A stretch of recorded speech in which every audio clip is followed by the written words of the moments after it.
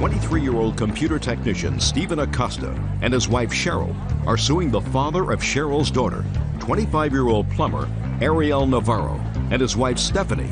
Stephen says during a custody exchange, Ariel assaulted him. Order. All rise.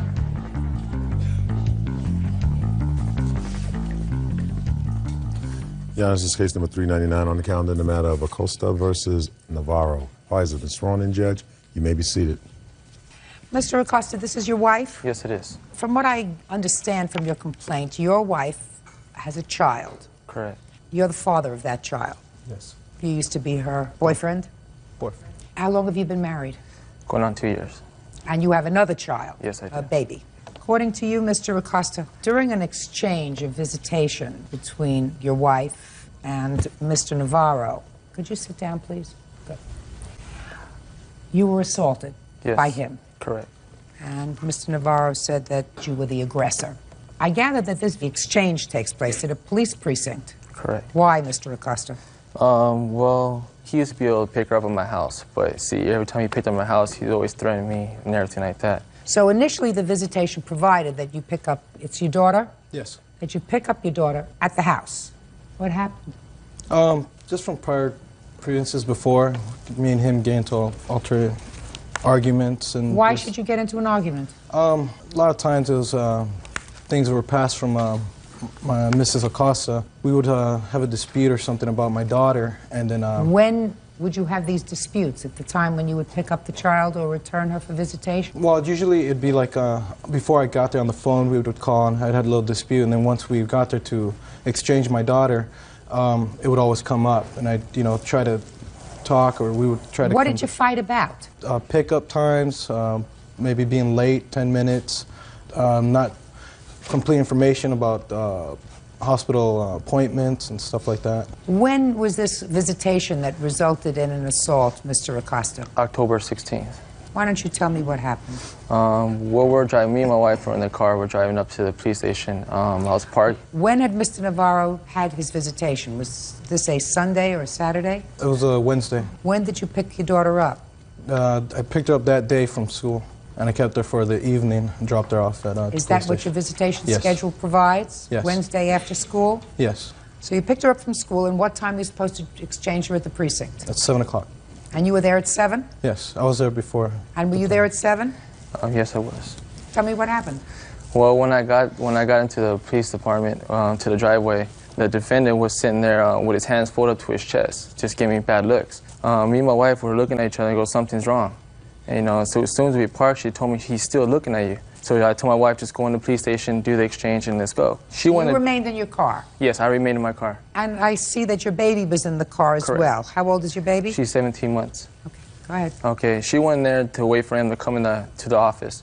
He still stayed outside, standing by his truck, giving me bad looks. Then, after 5 minutes later, he grabbed the daughter, went to the police station. I seen him and my wife arguing back and forth. He still had my stepdaughter in his hands. How did you see them arguing? The windows are see-through. You can see right through the windows. They're just arguing. Okay, after that, he came outside, like, fast-pacing to my car, cursing at me and saying effing this, get the F out of the car. I go, well, what's wrong? He's, oh, you hit my kid. I go, hit your kid? I go, I didn't even hit your kid. I go, why would I hit your kid? I treat your kid as she was mine. Where was your daughter at the time, sir, when you came out of the precinct? She was in my arms. Go ahead. Okay, while his daughter was in his arms, he was sitting there cursing at me through my window. My 17-month daughter was in the back. She was sleeping still.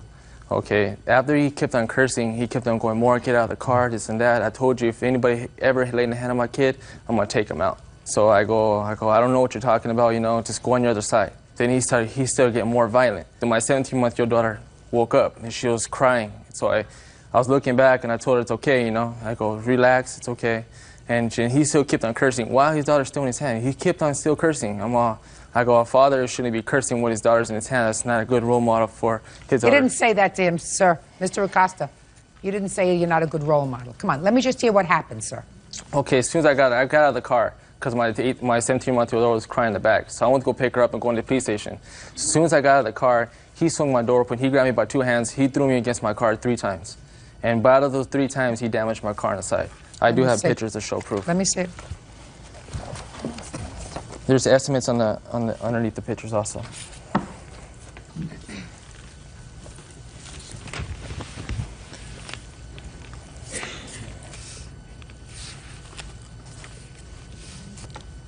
I'll hear you.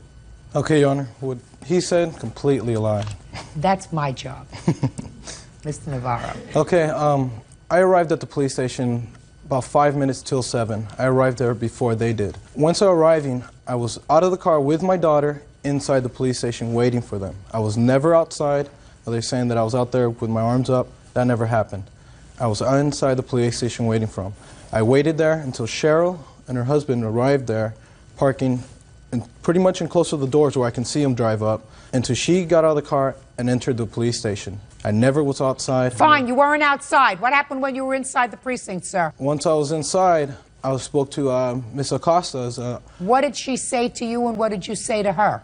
What I told her was, in the prior visitation before, Brianna had told me that Mr. Acosta had hit her and that she was playing with her younger sister and that somehow she ended up crying and that Stephen came in and got mad at her and hit her. So what I did was, when Miss Acosta came in, I told her what had happened. I told her, Brianna's telling me that Stephen hit her. Were you aware of it? What happened? And she's like, Brianna, is that true? And Brianna said yes, to her mother, standing there. Was this on this date? Was this on the 16th of October? No, it was the 12th is when I told her. So that's when I had told her the first time. The second time when I was waiting there, and I had came in, I had told her again, Brianna's telling me the same thing. What did you tell her? I told so her, on the way to the police station, Brianna had told me I don't want to go. And I said, why not? Stephen's still hitting me. So then I said, what do you want me to do, Brianna? Do you want me to tell your mother? Tell me, what do you want me to do? I go, if I'm going to say this, 4 years old. So you're saying to this 4-year-old, tell me what you want me to do, Brianna. Well, do you want me to tell your mother? That's what you're saying to her?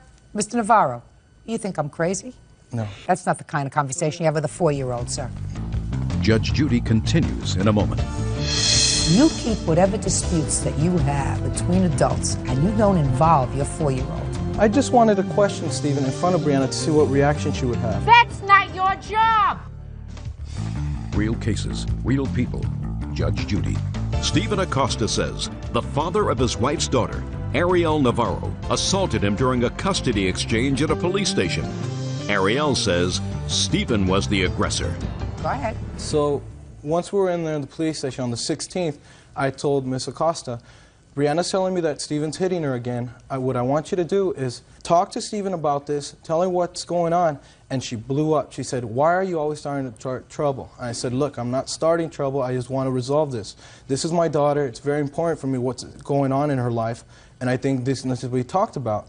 So right away, she blew up and says, you know, why the hell are you starting problems? And I said, look, tell him to come inside the lobby so we can talk to all three of us right here in front of the lobby so we can, you know, resolve it. And where was Brianna going to sit when you were having this conversation? I wanted Brianna there because I wanted Brianna to listen to what's happening. Where did you get your psychiatric degree? Mr. Navarro, where did you get your degree? You wanted the four of you to sit and have a discussion inside the police precinct. I just wanted to question Stephen in front of Brianna to see what reaction she would have. That's not your job! Okay. So she blew up at you? Yes. Go ahead. As soon as she blew up, I said, if you're not going to tell him anything, I'm going to tell him. So with Brianna still in my arms, I exited the police station because showing that I was not going out there to be aggressive or telling any type of situation that might get into an argument. Mr. Navarro, you know how long I sat in the family court? How old are you? 25. That many years. I'm going to tell you what happened. Okay. You went into the precinct and you were furious. You were furious because when you spoke to Mrs. Acosta, the mother of your child, she was unimpressed by your complaints. And she probably said to you, Brianna says things about you and says things about, this is Stephanie? Yeah, I read the papers. So you have a 4-year-old who's probably playing both sides. And you weren't getting anywhere with Brianna's mother. No. And you were furious, so you didn't make the exchange, because if you wanted to do the calm thing, what you do was say to her, I want to go out and talk to Stephen privately myself. If you weren't angry, if you hadn't lost it. So here's Brianna, you take Brianna, because I don't want Brianna involved in the situation when I talk to Stephen. That's what you do if you're calm. But you weren't calm. Your Honor, you were furious. So you took your daughter, because you did not make the exchange. Your visitation was over, 7 o'clock. Okay. You did not make the exchange in the precinct. You went outside. You confronted him with the child in your hands. There's no question in my mind that you caused this damage to the car. No question. Now, you want to tell me how that happened with your 4-year-old? As soon as I stepped outside and I said, Stephen, I need to speak with you, which I did very calmly, went like that, he swung the door open. When he flung it open, I had to turn to my side because that's how hard he opened the door, that it braced my side. As soon as I saw him getting out of the car and like that in a rage that he was, I set my daughter down and I told his mother, grab the baby, and she said no. And at the same time, when I put her down, I came back up. He was already in my face. I never told him to get out of the car. As soon as he came out of the car, he grabbed my shirt. I grabbed him. He shoved me, and at the both time, we were both pushing each other. We both swung into his car. Baloney. You went out there, Mr. Navarro, and you were furious. You were furious because you hadn't gotten anywhere. Now, let me give you some very sound advice, sir. It is a sad commentary. Put your papers down, both of you, and pay attention. Look like you're paying attention. Have you gone back to family court yet with regard to resolving the issue of visitation with this child? Yes, we have. What is the current order of visitation? He lost a week due to the incident what happened October 16th. He lost a week and he lost his dinner nights. It's clear to me, Mr. Navarro, that you love your daughter. It's clear to me that that's true. And that you, in all probability, should continue to be a part of her life. You want what's best for her. You have to understand that very often 4-year-old little girls who are very, very smart will play both sides of their parents, especially when their parents are living separate. You have to understand that that's a possibility. You're not supposed to question your daughter. You're not supposed to say, what's Stephen doing? Is Stephen hurting you? Is Stephen hitting you? When you have a 4-year-old and you have a baby in the house, very often the 4-year-old is aggressive. You've never seen marks on your child?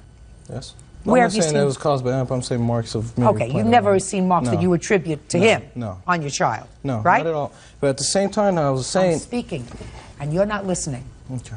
You keep whatever disputes that you have with Mr. Acosta between adults, and you don't involve your 4-year-old. That's it. There is no question about that. That's a given. That's something any moron can understand, Mr. Navarro.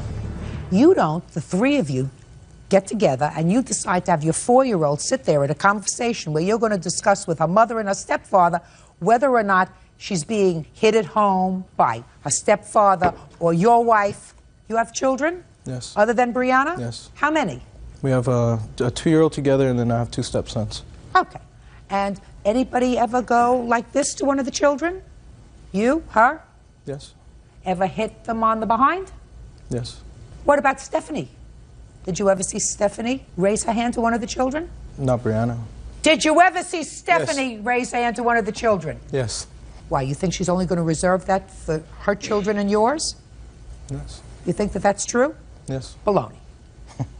So let's get it together. But you don't put your child in harm's way. You lost your temper, Mr. Navarro, and you caused damage to his car. And I don't think you hurt him. You weren't treated for any injuries, were you? Yes, I was, ma'am. Where? My neck. Let me see. Was Mr. Navarro arrested? Yes, he was. What was the result of the case? I pressed a charge against him, and he pressed a charge against me, too. What did he press charges against Because you for? when I was talking to the sheriff, when he came outside, he's like, what do you want to do? I go, I would like to press charges. He goes, Mr. Acosta, you know, he will have a right, too, to press charges against you. He can turn the story around. I go, I think I'll take my chances on doing that. Because he thinks every time... So what happened? So we both got arrested. Well, what happened with the case? It got dismissed. Both of them? Yes. Okay. What do you do for a living, Mr. Navarro? I'm a plumber. And you? Computer technician. So $656 was the cheapest estimate that you had for fixing the car? Yes. How many times has there been an exchange of visitation since October 16th? You lost a week, sir, and what else? I didn't lose a week. I gained a whole side weekend. And my visitations were 3 times a month, weekends, 1st, 3rd, and 4th, and then Wednesday evening dinner. The new order is I get her every other weekend, and I get her Thursday through Sunday. I have a longer period with her. Every other weekend? Every other weekend. Prior, we've had, I say, maybe 8 drop-offs since. And how have they gone? They've been fine. But I also wanted to say, from prior to that, there's also a restraining order there, prior from my wife filing on him for the in the past of showing his anger and his violence towards us. Restraining of saying over the phone, terrorist threats over the phone. Was trying to get a hold of me, and that was filed in March, I believe. And it's good to 2005 for his actions. Your wife is the complainant. Yeah, but it covers also for me. But your wife was the complainant. Yes. I'm curious. Step up, please, Mr. Navarro. What were the allegations in your request for a protective order against Mr. Acosta? It was to refrain him from calling my house, making verbal threats against me and my family. Was there a trial with regard to that? Yes, there was. Did you testify? Yes, I did. Did he testify? Yes, he did. After that trial, were you granted the protective order? Yes. For 12 months? It was more than 12 months. It was granted to 2005. Is that correct, sir? Yes, it is. Okay. Why were you calling the house? That was one of her false allegations that she pressed against me. Ever since I got with my wife, they've been writing reports about me, filing reports against me at the Foothill Police Station, at the Azusa Police Station.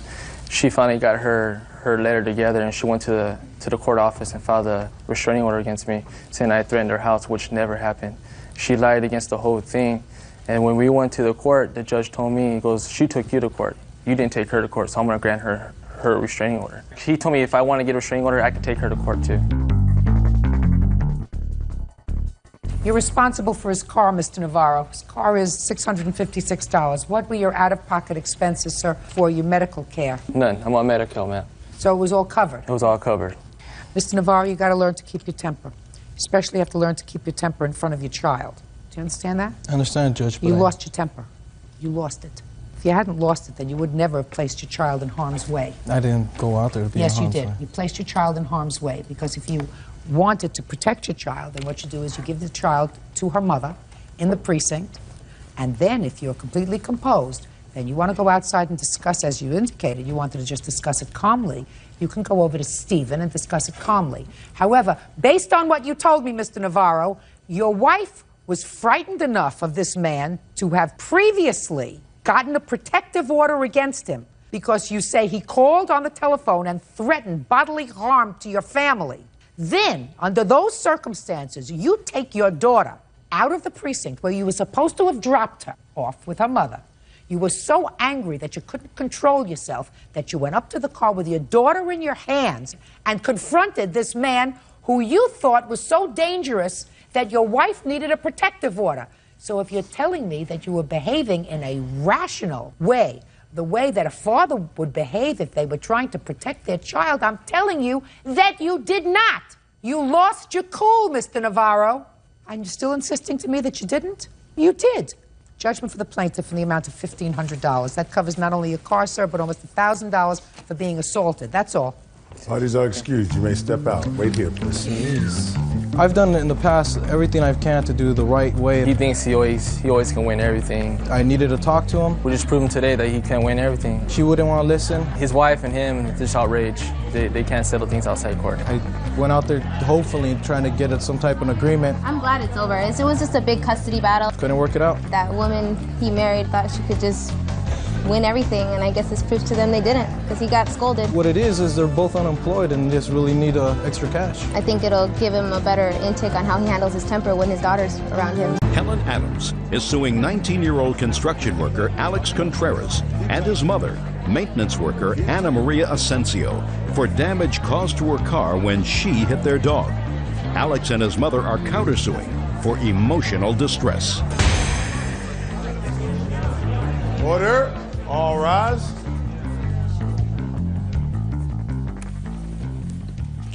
Now, this is case number 345 on the calendar in the matter of Adams versus Contreras Asensio. Parties have been sworn in, Judge. You may be seated. Gentlemen, have seats. Miss Adams, on what date did this accident happen? December 16th, What time? approximately 10:15 p.m. What kind of a car were you driving? A 93 Saturn. According to your complaint, the defendant's dog ran out into the middle of the road. Your car hit the dog. A lot of damage was caused to your car you want the defendants to pay for. Yes, ma'am.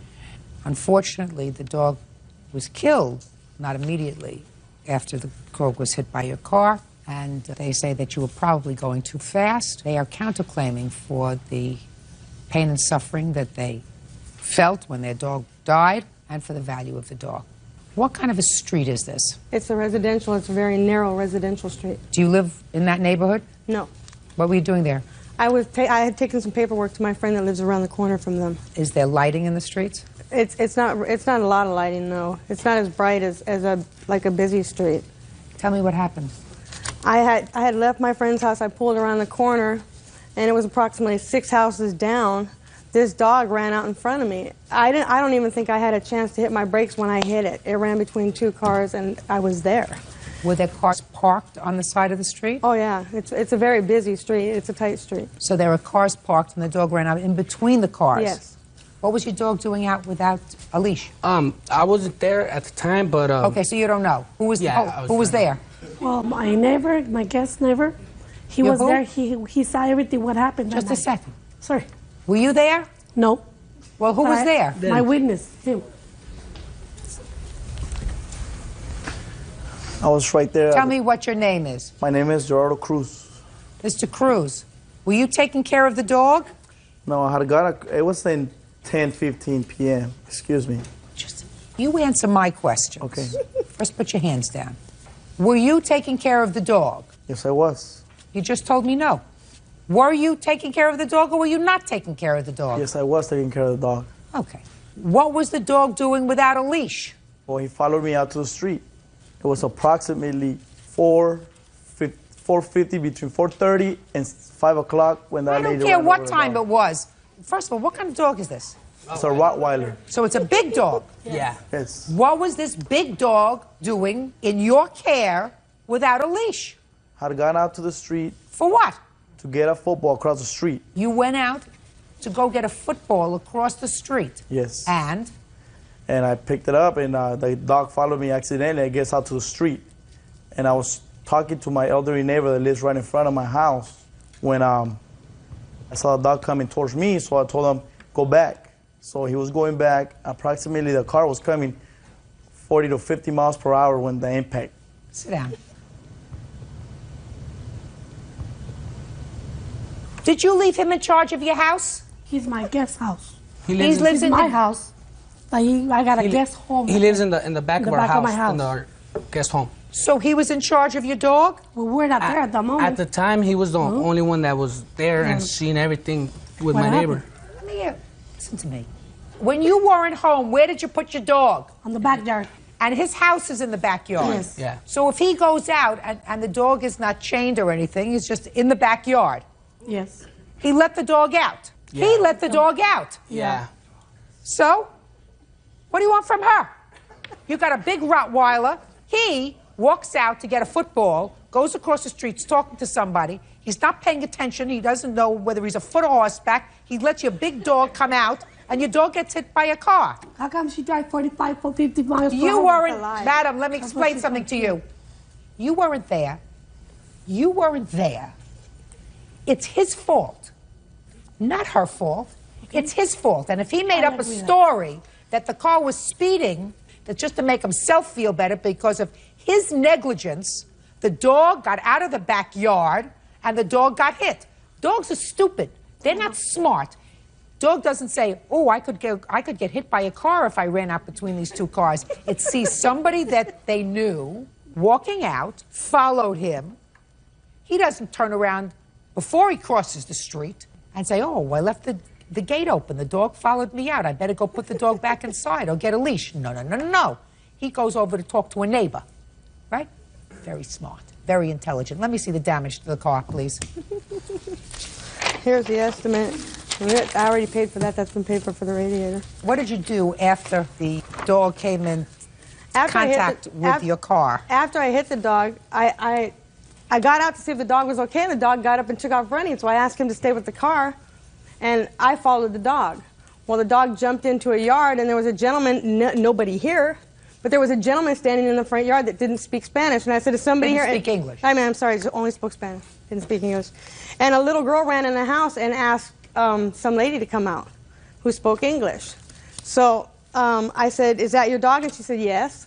I said, well, I just hit it, and I said, I've got damage to my new car, and I said, I'd like to have it taken care of. At which point she said, okay. We walked over. She looked at my car, and she said, that's not my dog. That belongs to my father-in-law. I said, okay. So I said, can I have his number? They gave me a business card, and I said, okay. They said, call tomorrow. So I called the next morning. He wasn't there. So I called for several days, and finally I went over there and I spoke to this gentleman right here, and he threatened me with bodily injury, my God. me and my household. That's a lie. That's not a lie. Your Honor, that's a lie. Your Honor, I had a witness. I had a witness that's in the hospital. Listen to me. I'm going to give you a chance to respond. So I don't want you. Pay careful attention where you are. You're in a courtroom. You're not outside. She's going to testify. Then you're going to have a chance to rebut what she says. All right? I had a witness. He's in the hospital. He I'm not interested in seeing And then here's a letter from my mother that I was on a speakerphone. I'm not interested in a letter from your mother. Okay. They just threatened me over the phone, too. At which point, my mom's very ill, and I can't put my mom through that, so we moved. Damages are about $3,000 to the car. It was done? I also missed the hospital appointment 2 days later because my car was out of commission that I was supposed to have a Should have surgery. taken a cab. Don't be ridiculous. It's Don't in pad Hawthorne. it. Don't. I'm disabled. I have no money. Listen to me. Okay. Don't pad it. Okay. Judge Judy continues in a moment. Genius over here doesn't call the vet immediately, doesn't call a hospital immediately to take the dog over. He lets the dog bleed to death for 6 hours. And later today, she jabs his stick into the truck a couple times. She said something about, my man stayed all night with you last night. And I was like, your man ain't stayed all night with me. I have no clue what you're talking about or who the F you are. real cases, real people. Judge Judy. Helen Adams says Alex Contreras and his mother Ana Maria Asensio owe for damage to her car when she ran over their dog. Alex and his mom say Helen was driving too fast. I don't think that you were going 50 or 60 miles an hour down that street. I think that he said that just to make himself feel a little bit better because he's really responsible for the dog getting killed. Put your hand down. I was going to say so. I'm not interested. If I were interested, I know what it means. I didn't think you had to go to the bathroom, he's sir. Lying. I was there Listen too. to I'm me, in the sir. same neighborhood. Listen to me, sir. It's his fault that the dog got killed. He left the gate open and allowed the dog to get out. If he were careful and left his house and closed the gate, then the dog wouldn't have had an opportunity to run out between two parked cars and get killed. It's his fault. Their dog jumps the fence. I'm sorry. That's not what he said happened. Do you understand? Yes. I'm just curious about something. The dog got back to your house. Did you take the dog to the vet? Yeah, it was too late. So we had called sanitation animal control. And by the time it was, I don't know, by the time, I wasn't there, man, to tell you the truth, but no, I got there 4 or 5 days later because she was. Got there 4 or 5 days later? Because she was. Shh, quiet. When you realized the dog had been hit, did you call a vet immediately? No. What time did you get home? Around 10. Around 10 o'clock at night. Where was the dog? He was over there bleeding. So according to this gentleman, this happened 4 o'clock in the afternoon. The dog was still alive when you came home at 10 o'clock. That's what you said? Bleeding. Yeah, of course, bleeding from 4 o'clock in the afternoon, according to this genius. To tell you the truth, I don't know if he was dead or not because I don't take care of the dog. Only my son, and you know them, because I don't... Pay careful attention to me. He testified that this happened at 4 o'clock in the afternoon. He walked out of the yard, leaving the door open. The dog came out, the dog got hit, right? The dog is bleeding. Genius over here doesn't call the vet immediately, doesn't call a hospital immediately to take the dog over. He lets the dog bleed to death for 6 hours. I mean, this is somebody... I know, I mean, understand. do you have children? Yes, I do. Don't let him take care of your children. No, my children, I take care of No, them. don't let him take care of No, your no. children. Good. No, Judgment no, for the plaintiff in the amount of $3,000. That's all. All right, guys, excuse, you may step out. The problem was the dog was big. If I'd have been going faster, it would have busted my windshield because he came up on my hood. She got up, oh, whose F dog is this? Who's F the F owner? Who's this? Who's that? Come on. They said, no problem, we'll take care of it. And then they just, all of a sudden, everything changed after they saw the damage done to my car. She knows she's lying. Obviously, she's lying. They threatened me with bodily injury to me and my household. She said I threatened her. That's the first lie. If anything, she threatened me. 26-year-old account manager Anthony Sanzano is suing his former live-in girlfriend, sales rep Lisa West, for the return of his furniture. Lisa is countersuing for the value of a car and for assaulting her 5-year-old son. Order. All rise.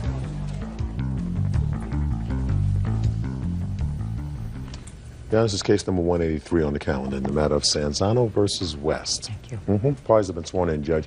You may be seated.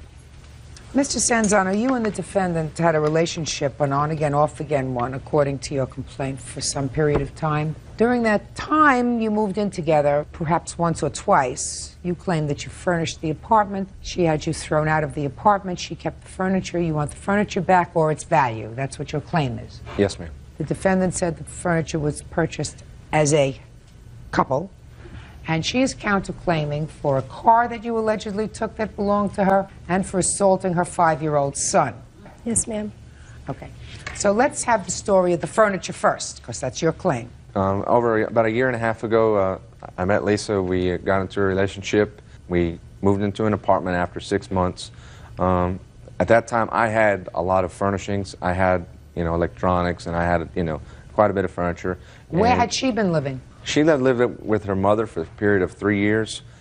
Was she living with her mother at the time that you met? Yes, ma'am. Was she living with her mother at the time you moved in together? Prior to us moving in Prior together. to your moving in together? Yes. Did she have any of her own furniture that she moved in with? No, ma'am. Go ahead. At this time, the apartment did need some more things. It was a 3-bedroom apartment, so I went out and I did purchase those things solely. What? At that time, it was... Look at me. Yes. At that time, it was additional bedroom furniture. For whom? For the children's rooms. How many children did she have? She has 4 children. How old are you? 26. Do you have other children? No, Do you ma'am. have children of your own? No, ma'am. Go ahead. Just other things were purchased, just to make, the apartment a complete home. Then after 4 months of living together in this apartment, we separated. I kept the apartment. I kept the furnishings. She kept some of the children's things that, were really for their specific use, not for my use at all. So then, after 3 months went by, I went on to another relationship, and she was seeing somebody else. And after 3 months went by, Lisa contacted me on numerous occasions and wanted to reconcile. And after a few conversations, we began seeing each other again. But then we moved in together. We lived there together in the second home for 4 months.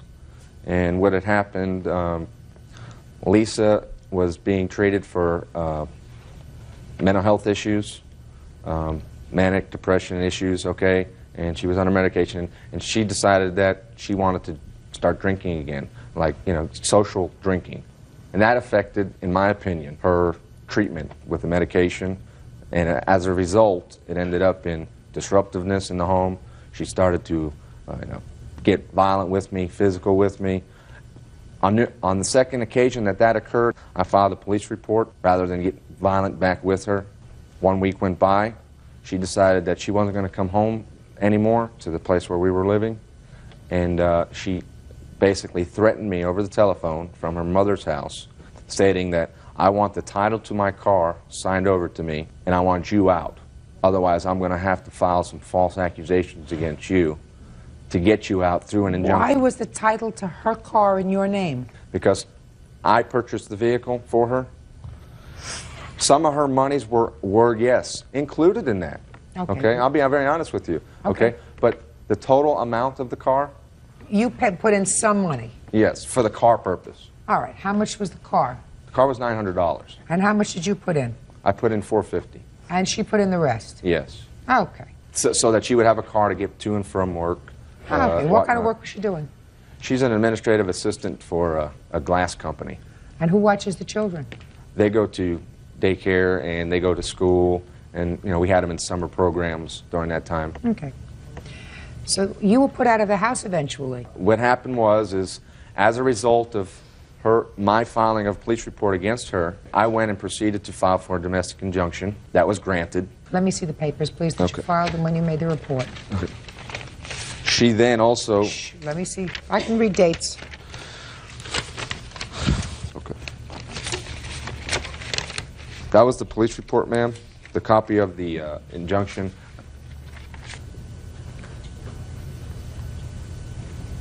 All right. Miss West, can I see the report that you filed with the police department?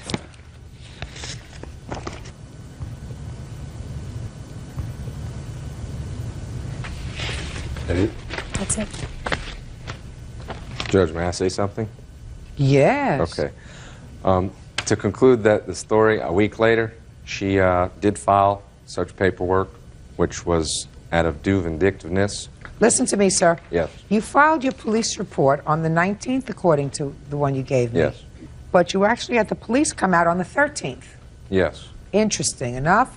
Very good. So you did call the police on the 13th. Yes. And I read what it said here, which says that when the police got there, you lost your temper and you were throwing things around the house. Is that right?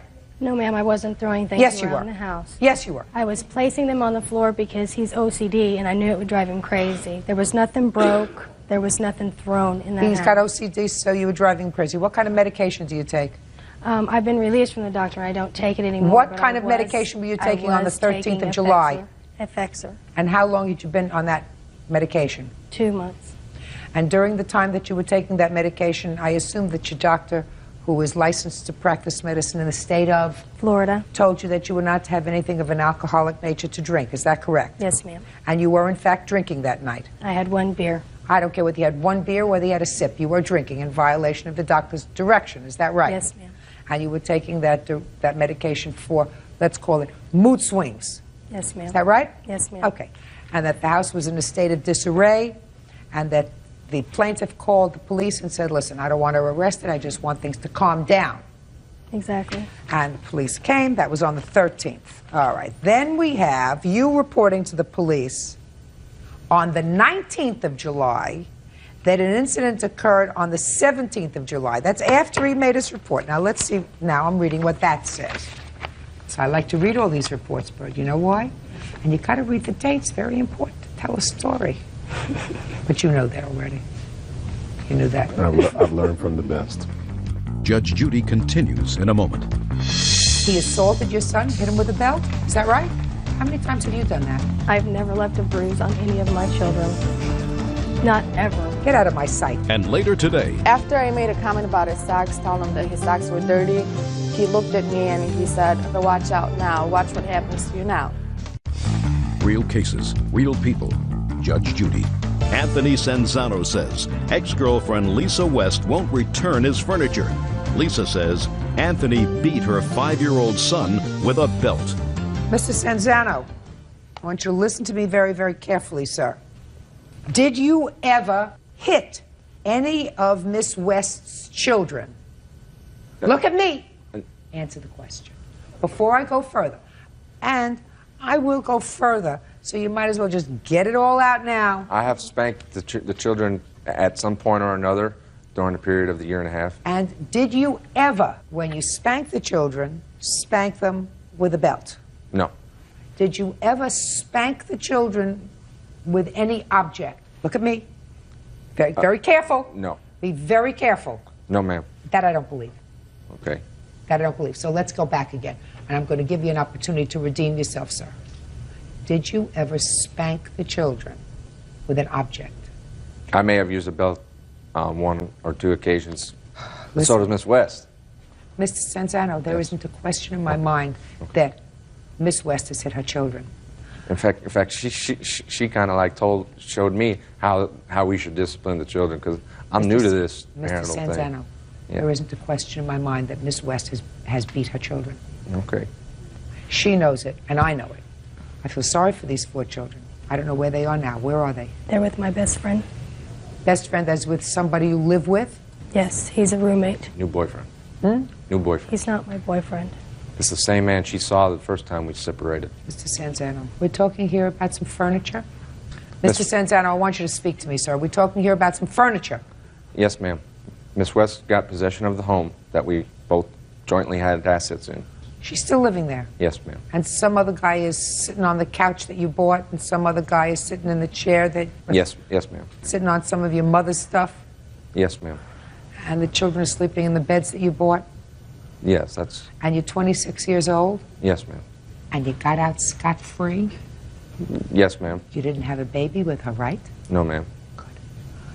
This is what if I could make an order, this is what it would be. That you step back 2 steps, you get down on your knees, and you kiss the ground, and you look up and you say, thank God, and you walk out of here. Mr. Sanzano, I'm going to tell you a couple of things, sir. You lived with this lady, and there's no way that I'm going to go and figure out which toaster belongs to who and who paid for a couch and who didn't. You decided to live with her twice without benefit of marriage. We don't have a court for people who live together. She had you thrown out of the apartment. She had you thrown out of the apartment for, at that time, a good reason. You used excessive corporal punishment on one of her children. I was not arrested nor charged. I don't care whether you were arrested or charged. You used excessive corporal punishment on one of her children. That's not your place. You are not related to them. Even if you're related to them, you can't use excessive corporal punishment. One day, she's going to have her children removed from her custody. That's what's going to happen. If she uses excessive corporal punishment on her children and leaves her children with people who she shouldn't, eventually her children will either grow up to hate her or they'll be removed. But you're 26 years old. This is a lady who has 4 children. She's had a life experience. She has certain psychological problems. She's on medication. She's not handling the medication well. Just listen to this. She's not handling it well because she does things she's not supposed to do. She drinks and she takes the medication. You're 26, getting to be fully cooked, getting there. Right now, all you're out is a sofa. That's it, a sofa and maybe a VCR. You're not paying child support for the next 21 years. Do you understand? Yes, ma'am. Step back, kiss the ground, and say, thank God. Now, you're suing him for a car that maybe you put in most of the money for. Is that right? Is that right? Yes, ma'am. You got all the furniture. In the house. Shh. Not the house. You didn't buy her a house. You rented an apartment. You got the furniture. Consider yourself lucky. You got a house full of furniture, a lot of which he bought. So what do you expect? You expect the money back from your car? Of course not. He assaulted your son, hit him with a belt? Is that right? How many times have you done that? I've never left a bruise on any of my children.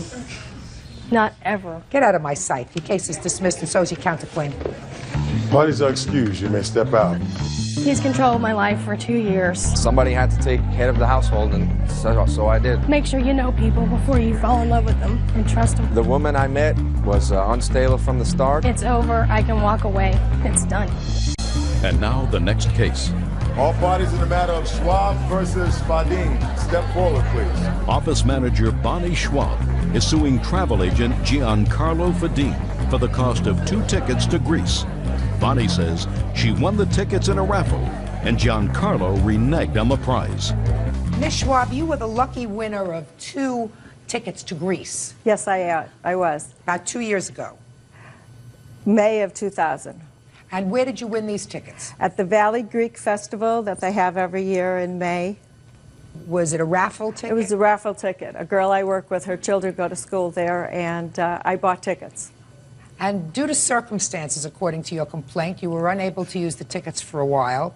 The defendant had donated the tickets. You have a travel agency, sir? Yes, Your Honor. Now you want to use the airline tickets. The defendant says you waited too long. That's your defense. Is that pretty much it? Pretty much it. Real cases, real people. Judge Judy. Bonnie Schwab says after entering a raffle at a Greek festival, she won 2 tickets to Greece. Bonnie claims travel agent Giancarlo Fadin is trying to renege on the prize. Do you have a copy of the stub, your contest stub, or any other literature from the contest? I have a letter from the church stating that I won first prize in the raffle. Okay.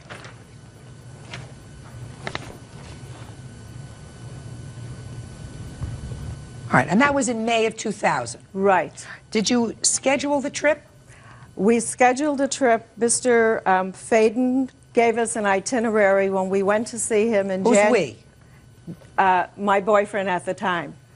We went to see him, and he wrote us an itinerary. We discussed with him that we would like to go to Italy. Mr. Fadin said we could go to Italy instead of Greece, so he prepared an itinerary. At that this time, was done in January? Of 2001.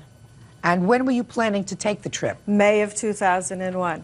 Subsequently, due to circumstances beyond my control, I was not able to go with my boyfriend. So I called Christine, Mr. Fadin's wife, and asked them if I could put the trip off until October of that year. And they agreed to, of 2001, and they agreed that they would do that. So far, is that correct? Yes, Your Honor. Then what happened? Well, then the summer passed, and then September 11th happened. I was afraid to travel, especially to Europe. Being an American, I didn't know what would happen. The airlines and the airports were crazy. So I wrote them a letter and faxed it to them in October, and I received no response. I asked them to call me. Do you have a copy of that letter? Yes, I do.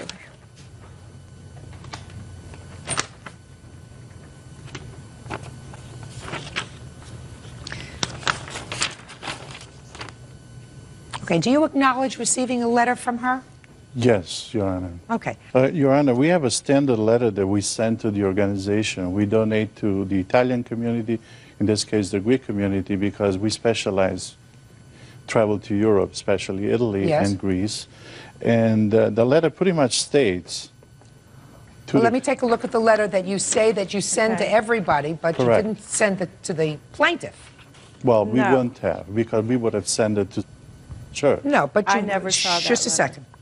You say here that the tickets are valid for 1 year from the date of the prize drawing, and this is dated March 15th of 2000. I have no idea when this was typed, Mr. Faden, but certainly you cannot impugn the information here to the plaintiff unless it was written on the stub that, you know, grand prize, 2 tickets to Greece, trip must be taken within 1 year.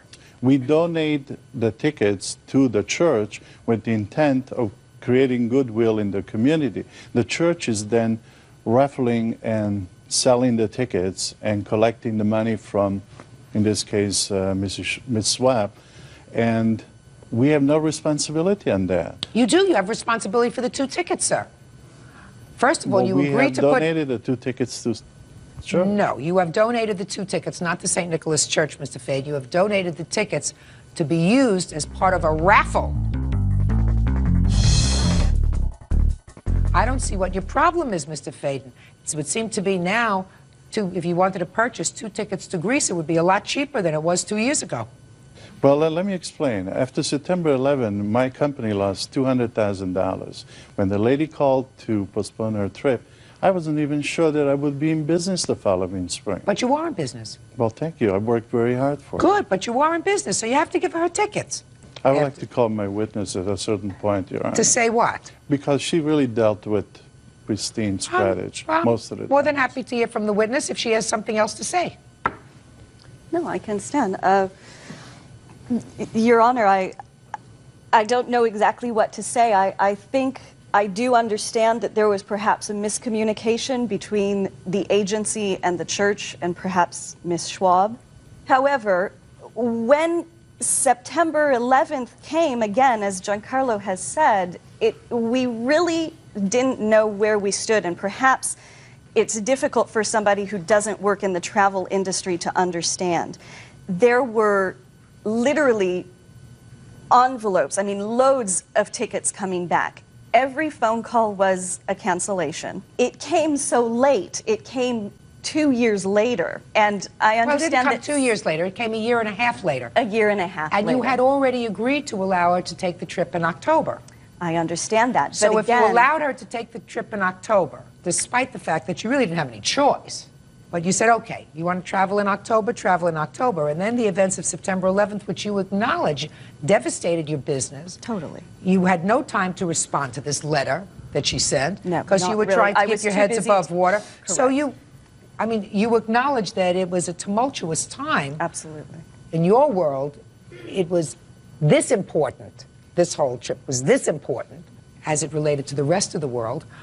But bottom line is, you donated these tickets. She wants the tickets. She feels comfortable enough now Yes, I that do. the world has calmed down enough so she's prepared to travel. And you have to furnish her the 2 coach class tickets that she won, that you donated.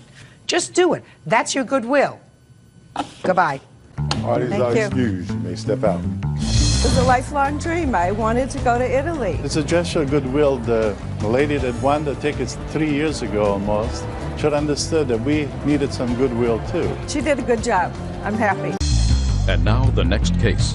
All parties in the matter of Bullock versus Haycox. Step forward, please. Nurse Karen Bullock is suing her ex-boyfriend, Ralph Haycox, for having her falsely arrested and for the return of her belongings. Ralph says during an argument, Karen hit him with a Big Mac. Miss Bullock, how long were you and the defendant in a relationship? Ralph and I were in a relationship for 9 years. According to your complaint, the defendant had you falsely arrested on domestic violence charges, and you were forced to spend some 30 days in jail. You want to be compensated for that. And in addition, you say that when he unceremoniously told you to get your stuff and get out, he kept some of your personal property, and you want it back, or the value of that property. That's what your lawsuit is about, correct? Yes. Mr. Haithcox, is that your name? Yes. Says that you got arrested because you deserve to get arrested. You spent time in jail because you deserve to spend time in jail, and that he has none of your property. Is that right, sir? Yes. When was this incident that caused you to be arrested? It was in March of this year. I served 30 days in jail. Well, tell me about it. What happened? Ralph and, like I said, Ralph and I have been together for 9 years. I walked in and caught him in the bed with another woman. Look at me, please. Don't The look cops down. was called, and I was arrested. I was told it was a violation of a restraining order, and I appeared in front of the judge. Just a second. When you came home, something must have happened if the police were called. Actually, nothing. I told him I said that I told him, I said, oh, I done caught you in a lie. You told me it was over between him and his woman. Actually, him and I had problems. Just a second. He called the police. You want to tell me, sir, what happened when she caught you? I was home alone. There was no one there with me, and she came in with an attitude about That's something. Not true. And That's not true. we started having a debate, and the next thing I know, she had a Big Mac, and she took and slammed it in my face. A Big Mac sandwich? Yes. That's not true. Okay.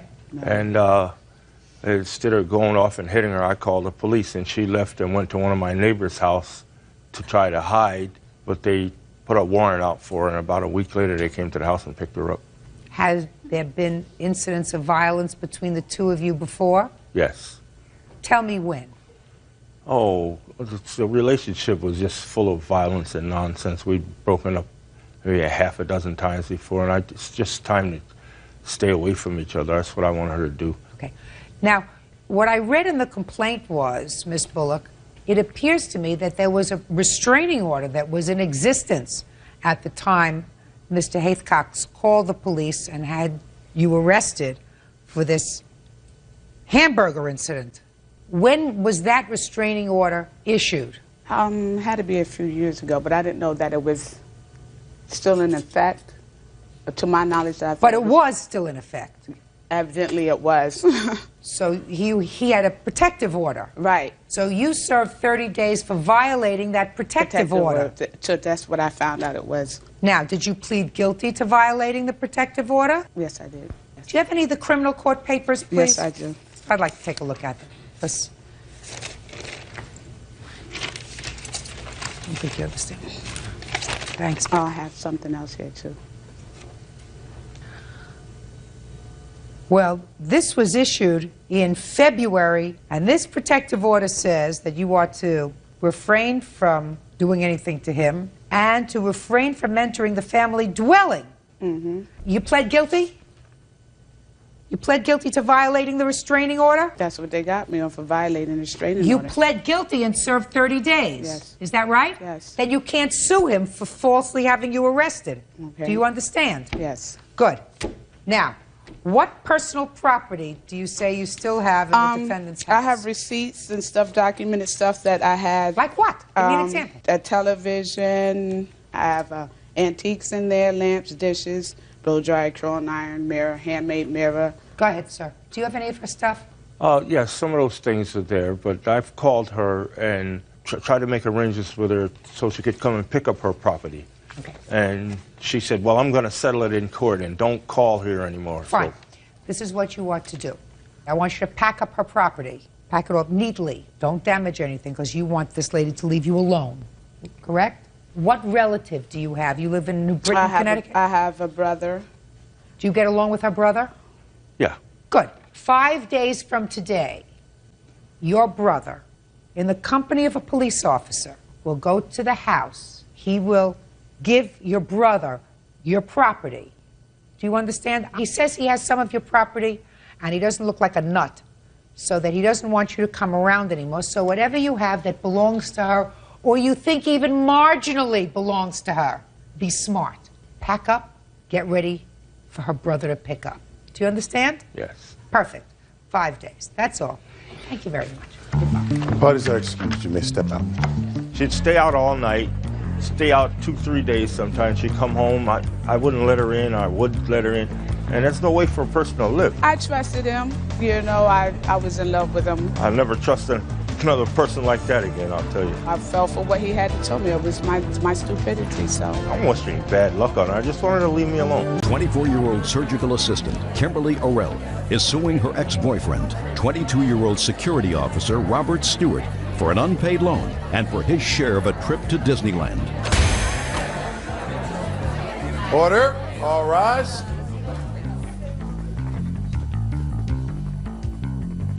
This is case number 5 on the calendar in the matter of Orell versus Stewart. Parties have been sworn in, Judge. You may be seated, ma'am. Have a seat. All right, let's see how quickly we can do this. Ms. Orell, according to you, the defendant is your ex-boyfriend. Correct. And he owes you some money. I did the math. I don't quite see where you come up to $5,000. I'm sure you're going to try to explain that to me. The money comes from 2 sources. One, you claim that you went on a vacation together, and he was supposed to pay you for at least half of the vacation or the whole vacation, and he never did. The vacation, according to you, was under $1,000. Correct. And the second thing was a loan that you made to him for some furniture for his new apartment. That was $190. Correct. Tell me about the trip. When did you take it? We went on May 22nd of 2000. Okay, what were the circumstances surrounding the trip? He was just beginning a new job. He was supposed to start the following week.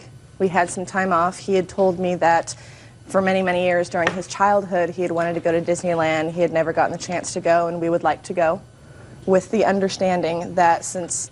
No understanding. Okay. He would like to go on the trip. Correct. I want to hear your version of the conversation. No Okay. I don't want to hear your understanding. Okay. Go ahead. He did not have the front money to go on the vacation, but if I would agree, I agreed to put it on a credit card, in which case there was a payment plan and that it would all be paid back in the next year. He said that to you? Correct. You got your bill from your credit card? Yes. How much was the total trip? The trip alone, $960. Did you show him the bill? I did. And what did he say? He said no problem. He began his payments, and it was How many actually payments fine. did he? How many payments did he make? He made 2 payments directly on his paid dates. How much? The very first one was $40. He followed with $20. So according to you, he paid $60 in total. There was another $20 payment weeks later. There was $80 total. Okay. So he's making these small payments, and now tell me about the furniture. We had previously, prior to the Were trip... you living together at the time? No, we were not. Okay. At that time, a couple of weeks after we returned from vacation, he did have to leave the residence where he was staying with a family member. And he stayed at my house just for a couple of weeks until he did find his own residence. And? And he had come here from very far out of state when he had originally moved here. He hadn't acquired many things other than a bed and such.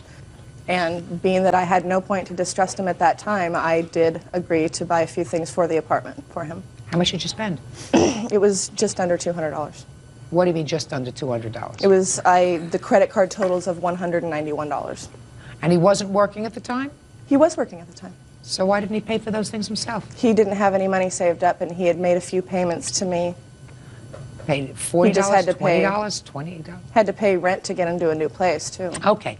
So far, if everything that you say is accurate, yes, it's $191 plus $880. Okay. $1,071. So you want to explain to me why we have a lawsuit for $5,000? Absolutely.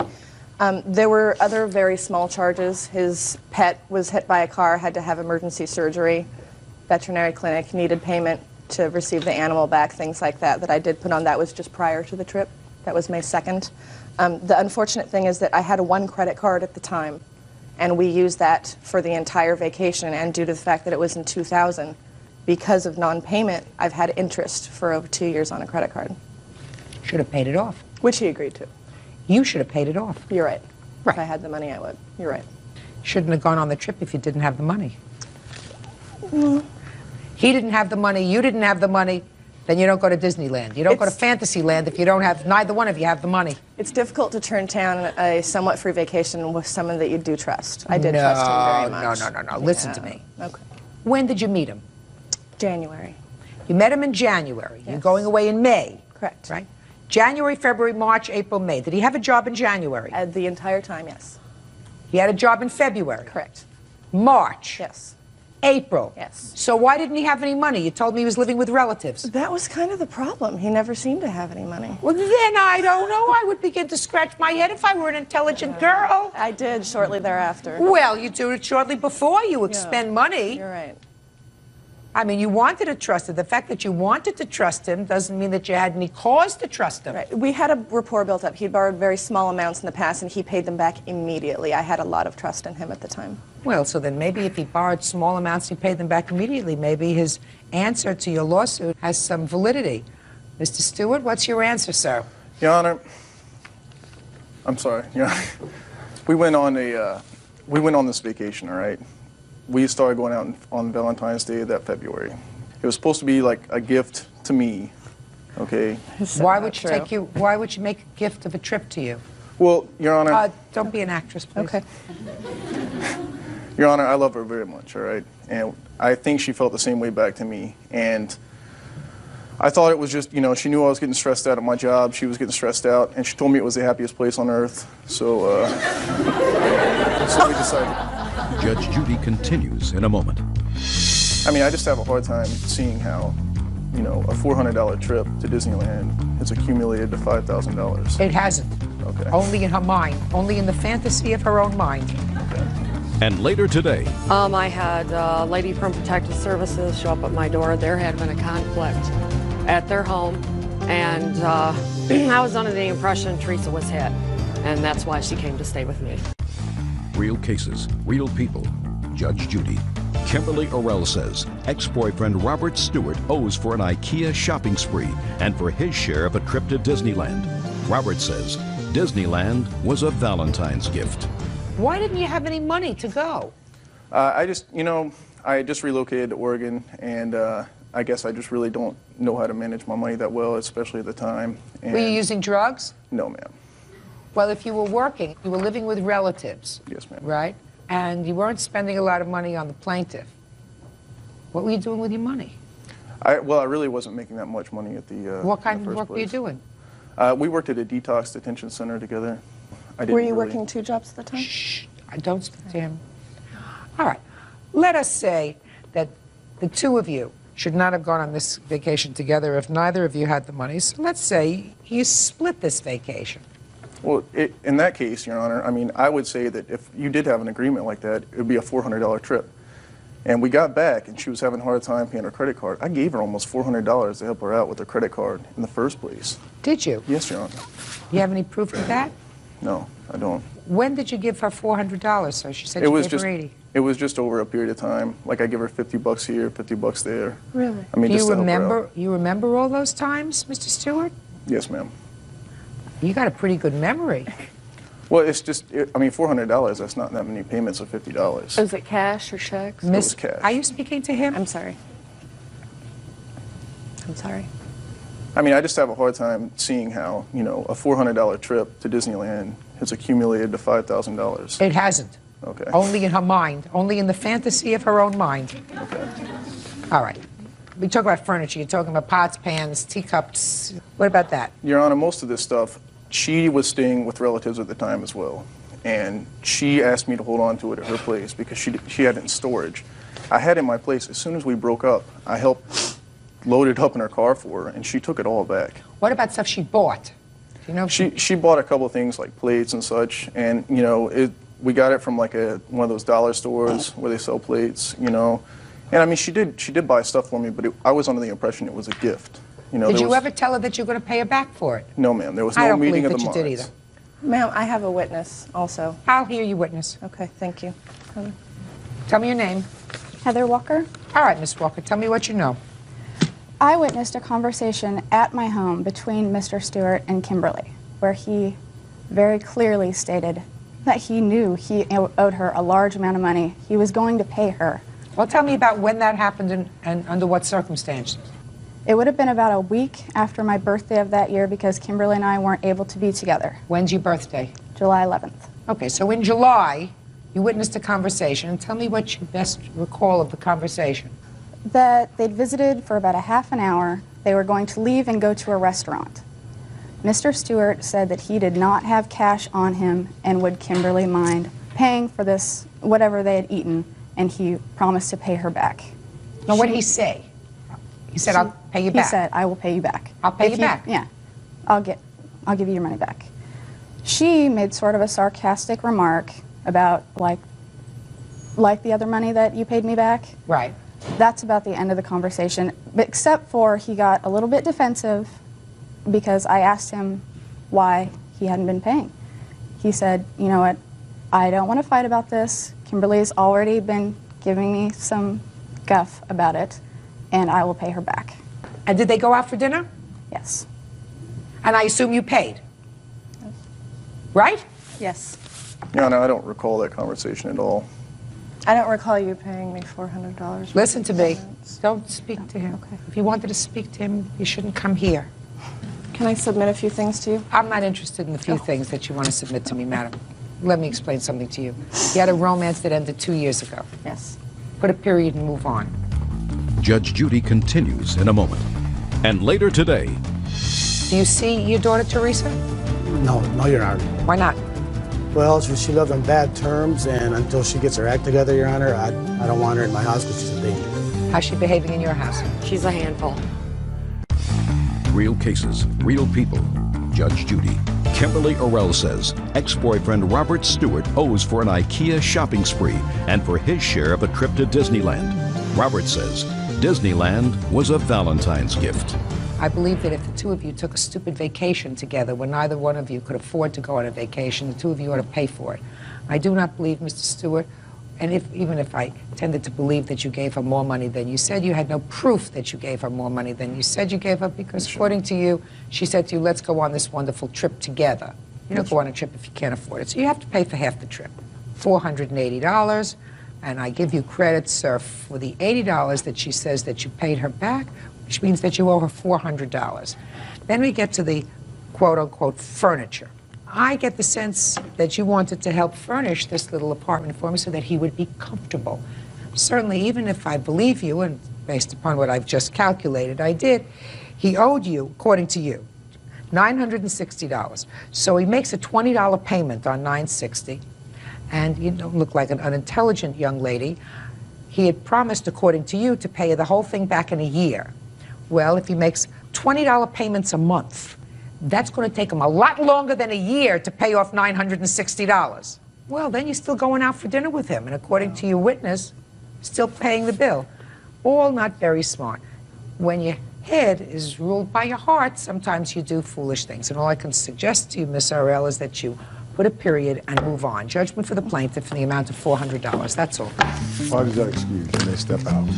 I think it's pretty bad that, you have to go to court to solve some problems that can be solved at home. Let this be a lesson to people. Don't ever lend anyone money. They'll twist it and turn it, and it's just going to be a bad situation either way. There was no money owed, so there's no payments to be made. Don't lend money to your firstborn. It doesn't matter who it is. Don't do it. You'll get hurt. Nurse Nancy Anashevska is suing 22-year-old construction worker Ryan Lutz and his friend 21-year-old dairy farmer Corey Henry for damages to her car and for sexually assaulting her 18-year-old daughter Jamie Swanson.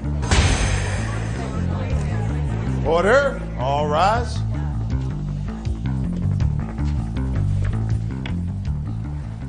Your Honor, this is case number 449 on the calendar in the matter of Anashevska versus Lutz Henry. Parties have been sworn in, Judge. You may be seated. Folks, have seats, please. Mrs. Anashevska, you own a car, but your daughter was driving the car? No, my daughter owned the car. Your daughter is how old? 16. She worked for 2 years to purchase this car. I own it with Who was the titled owner of the car? both of us. Okay, because she's a minor, she can't own the property. Right. That's why you're here. And according to your complaint, these two young men took your daughter's car really almost without her permission or with her coerced permission, according to you. She was in the car. They drove the car recklessly. They blew the engine of the car, and they also sexually abused her and assaulted her while she was in the car. That's what Yes. you say. Yes. That's what your daughter told you. Yes. These two guys say, listen, we were at a party. She let us drive the car. We drove the car with her in it, around the block a couple of times. Nothing else happened. The car died. They had nothing to do with it. Is that right, gentlemen? That's correct. Okay. So since you weren't there and you really don't know what happened, is that a fair statement? That's fair. I just have a few questions for you, then you can sit down. When did this incident happen with your daughter? July 26th. And when had she gone out that day? She'd been at a family reunion until roughly 10-ish. Don't look at her, look at me. Roughly 10 when she was... 10 p.m.? Correct. So she was at a family reunion with you all day? No, with her father. Okay. We're divorced. So you really don't know anything that happened that day? It's just from her. Just for my purposes, I'm going to get what she told you. She told you she got a call. She was at a reunion with her father until 10 o'clock. Then she got a call from some people and she left. Correct. And did she tell you where she went? To be a sober driver for this party. Now you can sit down. Step up. Tell me your first name. Jamie. Ryan. How old are you, Ryan? 22. Corey. 21. What time did you arrive at this party? Around 7 o'clock. How many people were there? Probably 10, 12. And whose house was it at? Friends, Mike. What time did you see her at the party? It's been 8:30, 9 o'clock. Is that right? No, it was later than that. How late? It was around 10:30. What were you doing at the party? Anna, a friend of mine from high school, had called me and she was drinking. Called you where? On my cell phone. I was on my way back home and asked me to drive her because she had been drinking. So you arrived at this party. Had you known about the party that day? No. You had no idea that there was a party at Mike's house? Exactly. Did you know Mike? From school, yes. So you knew him? Yes. Had you ever been to his house before? No. So you got there at 10:30, and what did you do? I drove some people home. I drove some people to Quick Trip. You drove some people home? Yes. Who did you drive home? Anna and Sarah. About how far was it to drive them home from Mike's house? It was probably a 10-minute drive. And what did you do after you dropped them off? Well, we went to her house and were there for Who's Anna's house, sorry. Went to Anna's house, just the three of you? Right. And we were there for about a half an hour. Her mother asked if she had driven. She said no, I was the sober driver. And I talked to her mother. And then she decided she wanted to go back to the party. So I took her back. That was pretty stupid. Yes, it was. So you took her back to the party. Where was her mother when you decided to take her back to the party? She went to sleep. So, Jamie, I'm not stupid. Maybe your mother's willing to believe all this nonsense that you told her. I'm not. Because if you went to pick up your friend because you wanted to be a good Samaritan and your friend had been drinking and you took her home, then you say, so your mother is saying, you're a very responsible young lady. But a very responsible young lady doesn't say, okay, then I'm going to take you back to the party so we could all party. I had no intention of letting that happen. Then you go home. You don't drive back another 10 minutes to take her to a party. Now, when you took her back to the party, what was your intention? Everyone seemed like they were staying there, so I wasn't needed anymore. What do you mean you weren't needed anymore? You went to pick her up because she had been drinking too much to drive home. You take her home. She decides to go back to the party to drink some more, so you decide that she doesn't need you anymore, and you were leaving. My main goal was that nobody drove drunk that night. Then you shouldn't have taken her back. I'm telling you, madam, your mother may believe this nonsense that you told her. I don't. If your main goal was that nobody should be drunk and driving, then you leave your friend at home, at her home, and you say, I'm going home now. So then you drive her back to the party, along with the other girl, I assume. Yes. And then you were leaving. Yes. So what happened? As I was walking out, they stopped me, Corey and Ryan, and wanted to drive my car. I said no, I was tired. I worked in the morning. I wanted to get home, but they insisted that they at least see it. So as they walked me to my car, they kept pressuring me into letting them drive it, and finally I decided it would just be easier to let them. I didn't want them to not like me. I felt kind of peer pressured. And so I let Ryan drive the car, And as I went to get into the passenger seat, Corey then got in first and pulled me onto his lap, and Ryan started driving very fast into these country roads. And they began fishtailing around gravel road corners, doing 93 miles an hour and screaming that the car would only go 93 miles an hour. And while they were doing this, I kept asking them to slow down or stop, and they wouldn't. And? And as we went back into town, the car started making some funny noises, and they told me it was a belt and it would probably just straighten out. And I was worried. I knew that wasn't right, but I was tired and I felt really violated, and I just wanted to get home. Why did you feel violated? Because while Ryan was totaling my car, Corey continued to try to grope my breasts and to get his hands in my pants, and I kept trying to have to fight him off, and he wouldn't stop. Judge Judy continues in a moment. She kind of started making moves with me and Ryan. I want you to show me with Ryan. Ryan's next to you. How she rubbed up against you, sir? Kind of like this, and then, kind of back and forth, and sitting on my lap. She was rubbing my leg and stuff like that. Real cases, real people. Judge Judy. 18-year-old Jamie Swanson claims former friends Ryan Lutz and Corey Henry damaged her car during a party. Jamie also says Corey sexually assaulted her. What time did you get back? It was about 12:31. Well, let me figure this timeline out. 10:30 you arrived at the party. You picked up your friend and her friend. You drove her home. 10 minutes. Let's say that's 11:15.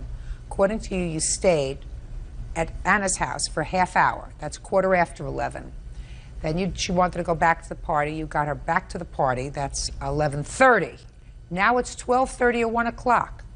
I'm missing an hour and a half. What happened in that hour and a half? There were people there that wanted things from the Quick Trip in the gas station in Iota. So I took a list of what everyone wanted and went down and got it for them. I just made sure nobody drove. That was... Oh, Jamie, that's such a crock. You made excuses to your mother because the car got totaled. I don't believe that you went there and then you took lists of things of people that wanted, and you went grocery shopping for everybody. I mean, I don't understand that. I had a friend who was killed by a drunk driver, and ever since then, I don't want anyone driving. Jamie, if you don't want anyone driving, then you drove your friend Anna home, and you leave her there. You don't take her back to the party. Can I say something? No, you weren't there. You believe this story? I have a letter from someone that saw her. You believe that, saw her do what? That saw her at the Quick Trip with the other kids intoxicated. What does that have to do with, I believe she went there. I believe she was part of this party. Whether it's because she wanted to be accepted or whether she wanted to be part of the group, she went to the party. And you believe this story that she took her friend back to the party because if she didn't take her back, somebody else would have? You believe that? I don't think it was a smart thing to do, but I believe her, yeah. Then you'd be responsible for your own car. Take off the blinders. I'm not finished with you. We haven't even started yet. Who was driving? I was. Why? I just wanted to take the car for a ride. Why? Just never drove that kind of car, and I guess we just wanted to go for a ride around the block. You had been drinking? Had probably 2 beers. I don't care what you say you had. If you got there at 7 o'clock? Yes. By 10:30 or 11 o'clock, you had more than 2 beers, young man. Now, you decide you want to take the car out for a spin. Is that what you say to her? Can I take your car for a ride? Yes. And what did she say? She gave me the keys, and we all hopped in the car and we went around the block. No.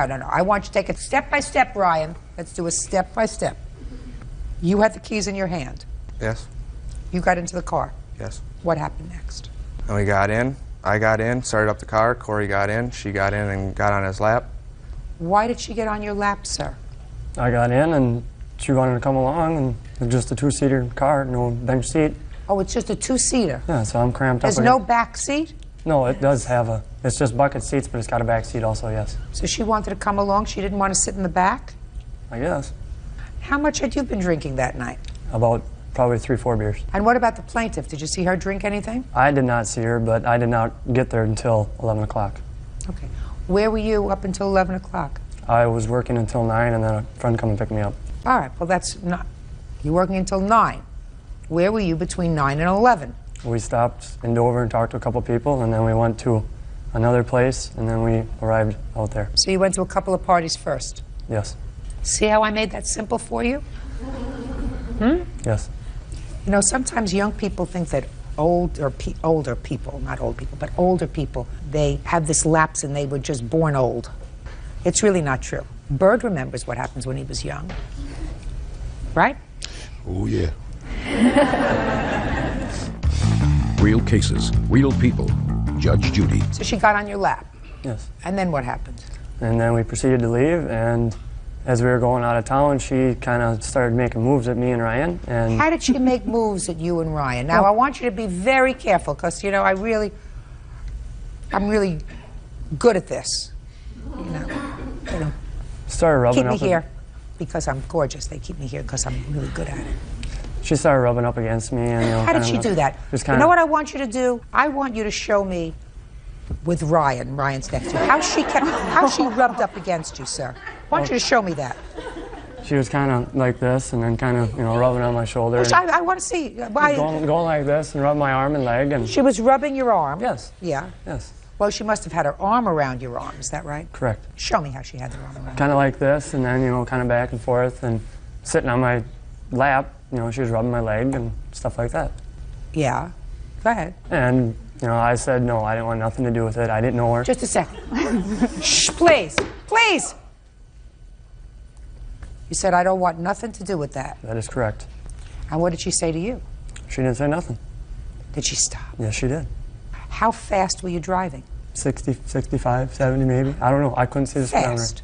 Not out of... 60, 65, and 70. You weren't on a highway, were you? There was... You weren't on a highway the entire way, were you? No, not the entire way. What happened when you got back to the party? After we got out, I realized that we were kind of blocking this neighbor's driveway, and I'd mentioned that to Ryan, and he proceeded to get back in the car, and they wouldn't start. And after that, we tried to pop the hood to see if we could see what was going on or try and get started, and we couldn't do that. So now the car doesn't start. You had the car towed, is that right? Yes. Now, at what point, Jamie, did you call the police and tell them that you had been sexually assaulted by Corey? The next day after it happened. Can I see the police report, please?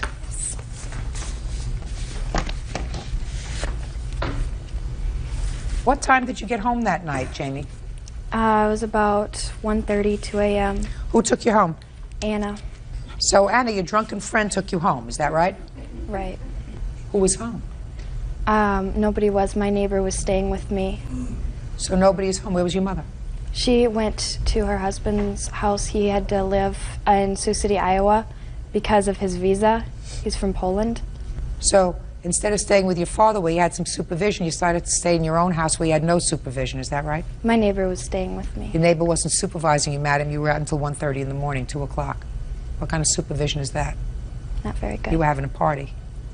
Now, at what point did you find out that your car wasn't start, and that the engine had blown on your car? The day after I had it towed, the mechanic looked at it. You had it towed? Yes. The next day? Yes. What time? It was probably about 3 or 4-ish. When did you find out that the car wouldn't start that day, on the 27th of July? Did you go back there in the morning? I went back there, yes. What time in the morning? What was it? 9. And at that time, it wouldn't start? Right. Right? Okay. And did you call the mechanic? Yes. And told the mechanic, please come and tow the car? Or he said to you he would come and tow the car?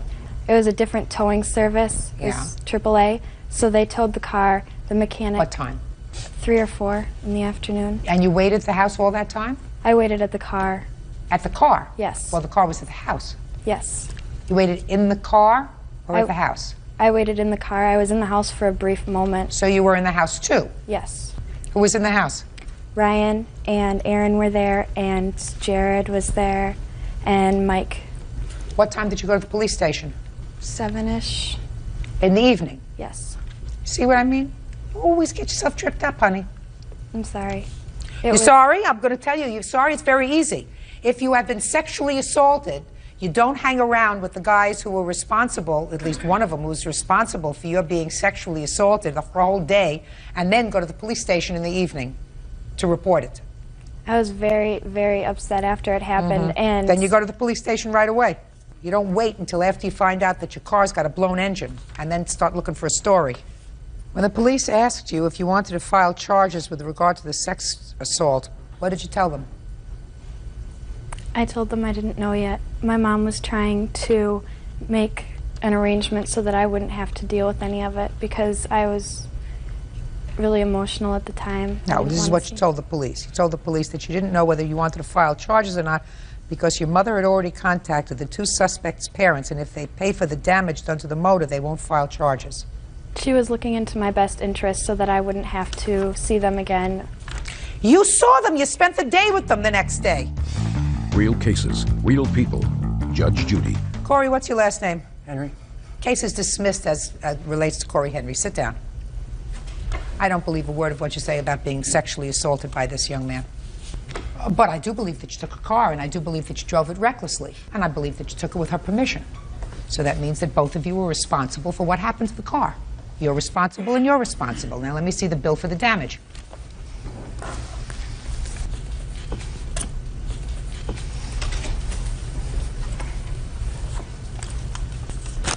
When you leave a 17-year-old alone, unsupervised, they get into trouble. Do you understand that? Yes. This is a bill for therapy. She's been in counseling ever since, and I have a letter from her psychiatrist stating that. It's your bill. Next time you stay home with your daughter. If you paid $2,600 for the car a year and a half ago, I've taken off $600 for the year that she drove the car, year and some months that she drove the car, leaving the value of the car $2,000. I consider both of you responsible. You responsible and you responsible for what happened to the car. Do you understand? Yes. So, she's going to pay some and you're going to pay some. Is that reasonable? Yes. Good. Judgment for the plaintiff in the amount of $1,000. That's all. Parties are excused. You may step out. He violated me, and I don't, I paid so much for that car, and I worked really hard for it, and he didn't even have to pay for it. I feel like she just wanted money. He was groping her in the car. She wanted to hide it. We worked with Rape Line, and Rape Line was the one that sent us to the police department. I was getting calls from her mother stating that if we didn't pay for the car, she's going to charge us with fifth-degree sexual assault. Hopefully that they won't do this to anyone else because nobody deserves this. She ended up letting the drunk driver drive her home. What's that say? Secretary Deborah Baker is suing her estranged husband, sales rep Bill Baker, for medical bills and damages due to an assault. Bill says Deborah assaulted him and is countersuing for bail and attorney fees. Order. All rise.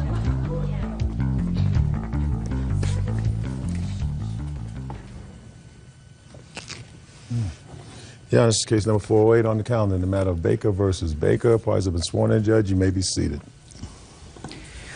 Mrs. Baker, the defendant is your former husband, and I gather from your complaint that despite the fact that you are divorced, you still maintain a relationship. Is that correct? Or you did at the time of this incident.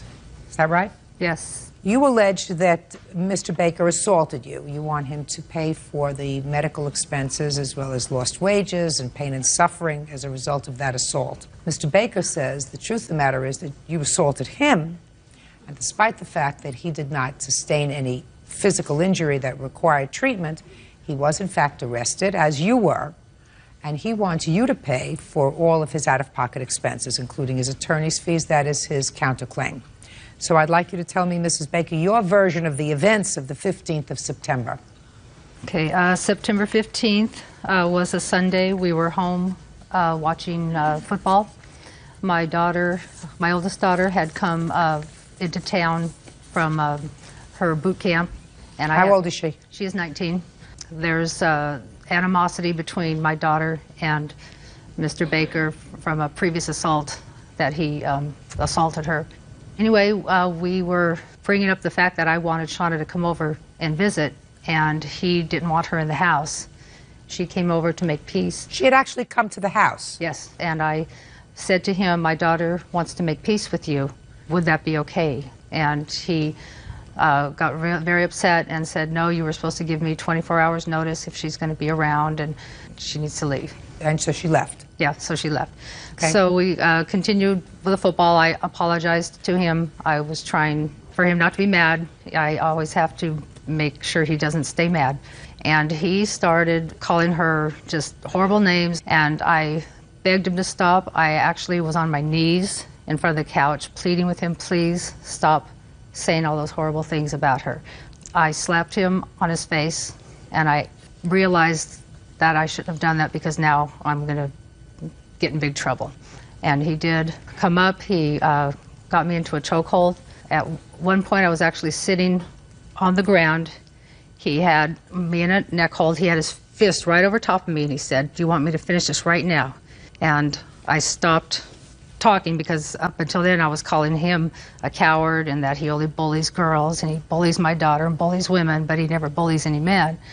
So anyway, he pushed me back down. My face went down, and I never saw it coming. I never got a chance. And he kicked me in the face and just threw me back. Blood just started gushing out. I leaned over the coffee table. I vomited blood. And I asked him, "Do you want to call the police or do you want me to call the police?" And he ran and hid. What kind of injuries did you sustain? They took me to the hospital. I have a broken nose. The broken nose, a concussion. You have a hospital report? Yes.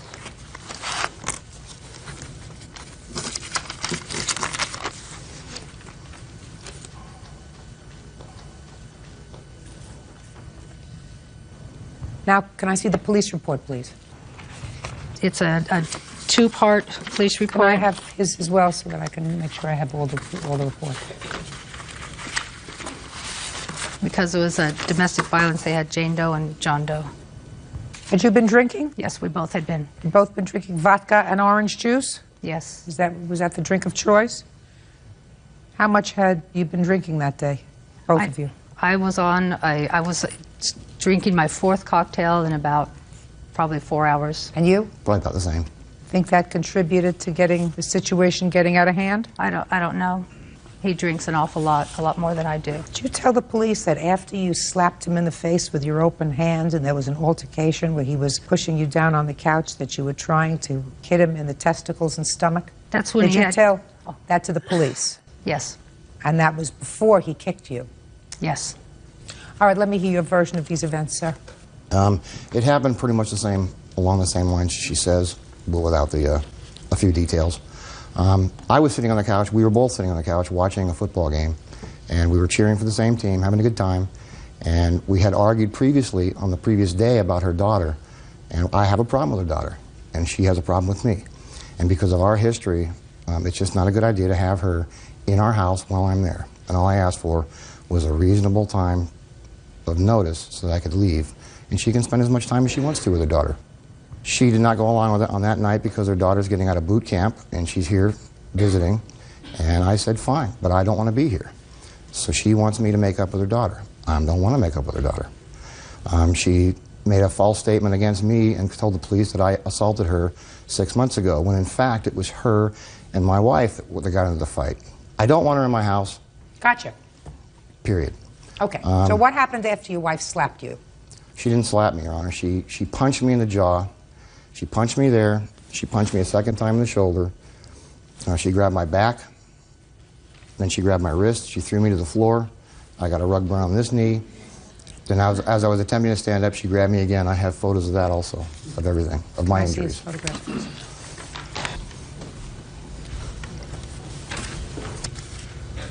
Also the medical report on the back. All of these things happened before her nose was injured. Judge Judy continues in a moment. Here, you said, so I lightly slapped his mouth to try to stop him. That sounded to me like he went like this. Oh no, don't say those things about Sean. When what you really did was haul off and slug him. Real cases, real people. Judge Judy. Deborah Baker claims she had a knockdown, drag-out brawl with her estranged husband, Bill Baker. Deborah says that's when Bill kicked her in the face. Mr. Baker, your wife doesn't have a lawsuit, at least a viable one, because she started it. She hit you first. She hit all of them. Well, she hit you first, she's hit you second, she tried to kick you, she tried to hit you in your stomach, she tried to hit you in your testicles. She acknowledged that to the police. She had had a little bit to drink. The fact that she ended up with a broken nose, that's unfortunate, but that's the way it goes. When you start a fight, sometimes you get the worst of it. You understand that, Mrs. Baker? You started the fight. I slapped his mouth. I don't care whether you slapped his mouth. You. Okay. I mean, even here, even in your complaint that you filed here, what you did was minimize what you actually did. I assumed that because you knew that I would be looking at the police reports, you came clean. But here you said, so I lightly slapped his mouth to try to stop him from saying the horrible things. That sounded to me like he went like this. Oh no, don't say those things about Shauna. Well, what you really did was haul off and slug him. No, I did not punch him. I did not punch him. Whether you slugged him with an open hand or a fist, that doesn't make any difference. You hit him first. He's going to tell me that he didn't mean to kick you, that you were struggling and, you know, you're trying to bite him on the toes, I think is what he says here, and that his foot extended and he kicked you in the face. But even if he kicked you in the face, after you slapped him, you can't complain because you got the worst of the fight. That's what happens. You put your hands on somebody first, you get the worst of the fight. You don't come to court and say, now you got to compensate me. You don't waste my time with that. The only question is, you have no lawsuit. The only question is whether he does or not. Because you started this fight, you were furious, and you weren't about to let it go, and you told the police, amongst other things, that you weren't begging him to be nice to Shauna, which is what you tell me in your complaint. You were calling him all kinds of names. You called him a wimp, you called him all kinds of other names before you got kicked. Yes. Well, and I don't think that gives him the right to kick me when my face is down. I want to tell you something. Where was his face when you slapped him? He was sitting on the couch. Well, you make a difference whether your face is down or whether you're sitting on the couch? He was looking straight at me. He was calling me by Miss Baker, let me tell you something. You don't get any special compensation here because you're a woman and you got the worst of a fight. You started it. You put your hands on him first. You don't get rewarded for that. Case over. Now, you have a counterclaim. You have a counterclaim because you want Mrs. Baker to compensate you for what you spent as a result of being arrested that day. Let me see. Because that sounds viable to me. I don't know why you were arrested. I have no idea why you were arrested. Well, I know why you were arrested. You were arrested because she looked worse than you did. What happened with these cases? They were both dismissed? Yes. Yes. Both decided not to follow through with them. Is that right? It wasn't our choice. It was the attorneys, city attorneys. Maybe he's afraid of city attorney's political future. I am not. I don't like domestic violence in whatever form it takes. But that doesn't mean that only women can be the victims of domestic violence. Men can be the victims of domestic violence as well. And unfortunately, this is a case where he was the victim of domestic violence. He was defending himself from you. You were out of control. You were out of control according to what you told the police. According to what you told the police, first you hit him. Then you try to hit him in the testicles. You try to hit him in the stomach. And after that, he kicked you. That was to get him to get me out of the headlock. He had me in the headlock. After that, I was grabbing. He hit you. He kicked you and hurt you. That's what happened. And then he was arrested. His injuries look as bad as yours. He's got scratches all over him. He's got black and blue marks all over him. Yeah, he had me and he was in a arrested. headlock. The reason he was arrested is because the police are very, very sensitive about domestic violence. When in doubt, arrest everybody. You know, and I can't fault them for that, because there have been lawsuits involving the police and domestic violence. So they say, listen, when in doubt, let the city attorney decide or the county attorney decide what they're going to do, which is what they did in this case. And the county attorney wimped out. I won't. Yeah. I'm awarding Mr. Baker $1,500 on his counterclaim. Your claim is dismissed. That's all. He's excused. You may step out. He's attacked her. He kicked her in the head while she was on the floor as well. I just want to get on with my life and move forward. It was a cowardly chicken thing to do, and I'm just really glad that I'm out of it. And now the next case. All parties in the matter of Charles versus Wooden. Step forward, please. Production worker Phyllis Charles is suing her former friend, auto detailer Samuel Trell Wooden, for an unpaid loan for $1,000. Trell says Phyllis is lying. Miss Charles, it's your claim that you made a loan to the defendant in the amount of $1,000. Yes, ma'am. The defendant says he never borrowed any money from you. Is that right, sir? Yes, ma'am. Can you tell me what all that junk is? This here is this outfit that he bought, and we bought an ounce from him because he said he was doing so bad. Put it over there. Thank you. What did you make the loan for? Well, he said that him and his girlfriend and his baby was going to be evicted. Was he a friend of yours? Yeah, we grew up in the same neighborhood. Go ahead. And after he told me that, you know, I was like, okay. And then my boyfriend said, well, you know, go on and loan the money. I said I would. He had a story like he needed $500 for his rent. He was going to move, which is why I didn't question it. Does any of this sound right to you, sir? I don't know what she's talking about, Your Honor. Go ahead. Well, that's what he told me in my house. Was anybody else there? My boyfriend was. Step up here. Tell me your last name, sir. Washington. Mr. Washington, do you know the defendant? Yes, I do. How long have you known him? A long time. Now almost 20 years. Well, do you remember this conversation in the house about money? Yes, I do. Well, look at me when you talk. Don't look at her. Tell me about when that happened. Well, I think it was like in March that he had came to us and he was like stating the fact that he had needed some money for his rent. And at the present time, they were going to be evicted. Now, all of us is good friends, so it wasn't really no problem about the money itself. And so shortly after that, there, you know, he came and he took us to the bank. We got the money out the bank, and she gave it to him. How much money did you loan him? $1,000. Let me see proof that you loaned him $1,000. I have that where I drew $2,000 out March 1st. Why did you take out $2,000? Well, the other $1,000 was for me. I bought furniture, I bought a entertainment center, and I paid some bills and stuff. That's it. Is this a checking account? Savings. Now, did he give you any of the money back? $100. I ran it off, and I put when he gave it to me. Let me see. Now you can explain to me about all that stuff is that you bought, Okay, because maybe it has a reason in this case. Yeah, maybe it does. Real cases, real people. Judge Judy. Phyllis Charles says former friend Samuel Trell Wooden owes for a $1,000 loan. Trell claims Phyllis never gave him any money. Go ahead. Okay, first of all, he did come to the house, okay? And then about the end of April, I'll say. After you had loaned him the money? Yeah, after I loaned him the money. Yeah. He called my house. He wanted him to come and pick him up from Pet Boys. When he picked him up from Pet Boys, he came back with a bag with this outfit. And then I had him to call. And I said, why did, we call him Trail. I said, why Trail gave you, you know, the outfit instead of sending me my money? So he said, no, you calling, you asking. So I asked Trail, you know, you bought him an outfit and you didn't send me my money. Then all of a sudden I heard the phone just drop or hang up. So he called back. I don't know what was discussed between them on the phone. Well, what happened when you called back? No, he was like this, basically saying, you know, man, why is your woman, you know, calling my house with all that, you know, BS and stuff, man? I ain't with that. Won't you just tell that was like this gift, you know, because... I don't understand the word you just said to me. A gift. I want to know what was the discussion that you had with him after your fiancé when gave she you called, a hard time. When I called back, right, and he got back on the telephone, I told him, you know what I'm saying, man, what's happening? He said, man, look at him. Don't have your woman calling my house with all that bullshit. That's what he said. And so I was like, well, man, the girl want her money. You know, she hot about the amount about the money, you know what I'm saying? We bought the outfit, and I already knew it was going to happen like that, though. So then me and him, we felt went to talking about the issue. Then that was it. That was the end of the conversation. All right. Did you have that conversation with Mr. Washington? No, listen to me. I want you to remember the conversation that you had with Mr. Washington. Did you speak to him about having his fiancée call your house? I did speak with him about that.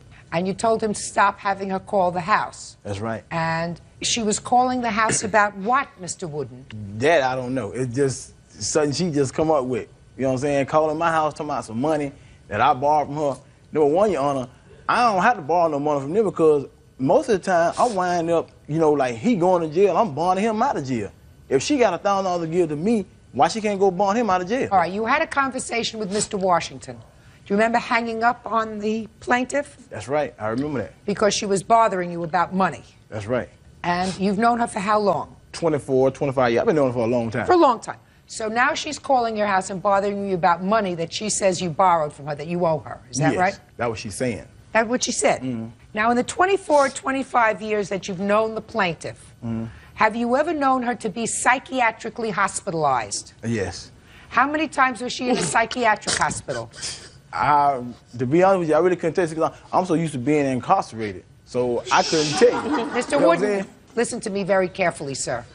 Do you know what I mean by psychiatrically hospitalized? In the hospital because you're nuts. She is. Shh. Have you ever been psychiatrically No, hospitalized? ma'am. Of course not. No, ma'am. Of course not. So she's not crazy. Thank you.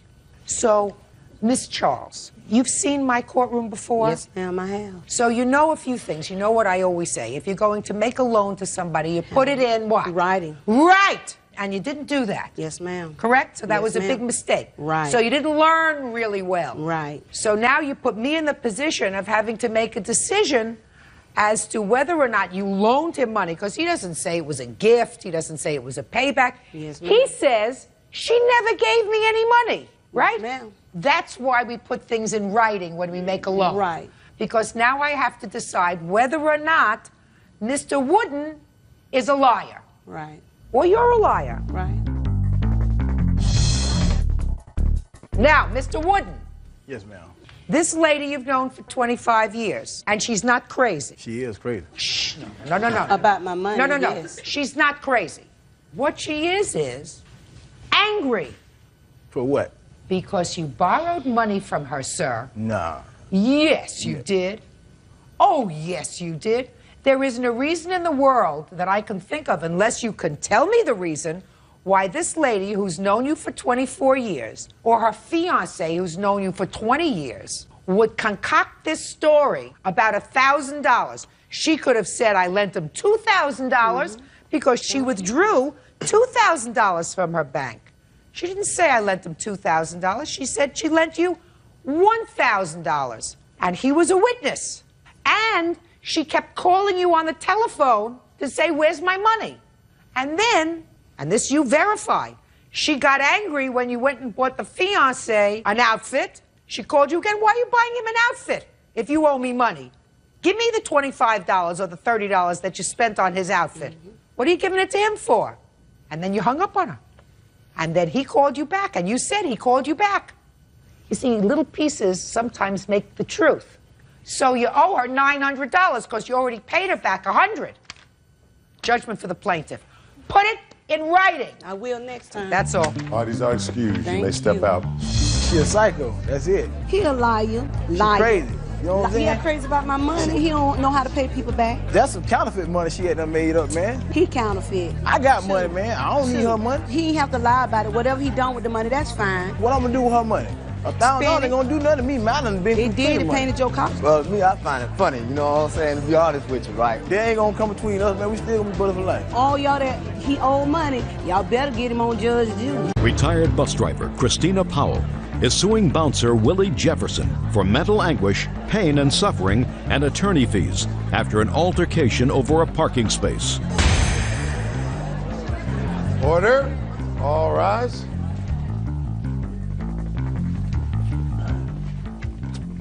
Now, this is case number 242 on the calendar, the matter of Powell versus Jefferson. Parties have been sworn in, Judge. You may be seated. Folks, have seats. Ms. Powell, according to your complaint, you believe that the defendant had you falsely arrested on vandalism charges that came about as a result of your trying to save a parking space for your husband. Is that right? Correct. Mr. Jefferson says that you actually hit his car with your fists as he was trying to back into a parking space that you were saving. Is that right, Mr. Jefferson? Yes, it is. Mm-hmm. Ms. Powell, what time did this incident start? 7 o'clock. In the evening? In the evening, on February 9th. Where were you? We were in Old Town, Sacramento. Who was with you? My 2 children, my husband, and my girlfriend, Connie. Where had you been? We were across the street having a celebration for my husband's birthday. Where? El Terranza Mexican restaurant. And I gather from your complaint that you have a van because you have another daughter who is 15 and who is in a wheelchair. Yes, ma'am. Is that right? Yes, ma'am. And that child was also with you on that day? Yes, ma'am. According to you, your husband went to get the van. There was a parking space across the street. You were saving it. You were saving it by standing in the parking space with your 9-year-old daughter. Yes, ma'am. And he pulls up. Yes, ma'am. What kind of vehicle was he driving? A black car. I didn't see him until after he hit me. Now, what happened, sir, when you got to that parking space? I was on my way to work, pulled in the park where I always do, normally. As I started to park in the parking spot, she stepped off of the sidewalk saying that she was saving the spot because it was a handicapped parking spot. and she kept pointing to the sign stating that I couldn't park there because it was a handicap parking spot. I tried to explain to her that the sign isn't the handicap parking sign. It's stating that there's handicap parking down K Street. The arrow points down that street. At that time, I started to walk to my car because she was belligerent. You have a picture of that sign? Yes, I do. I'd like to see it, please. I do too. I'd like to see it. These three right here clearly shows the sign.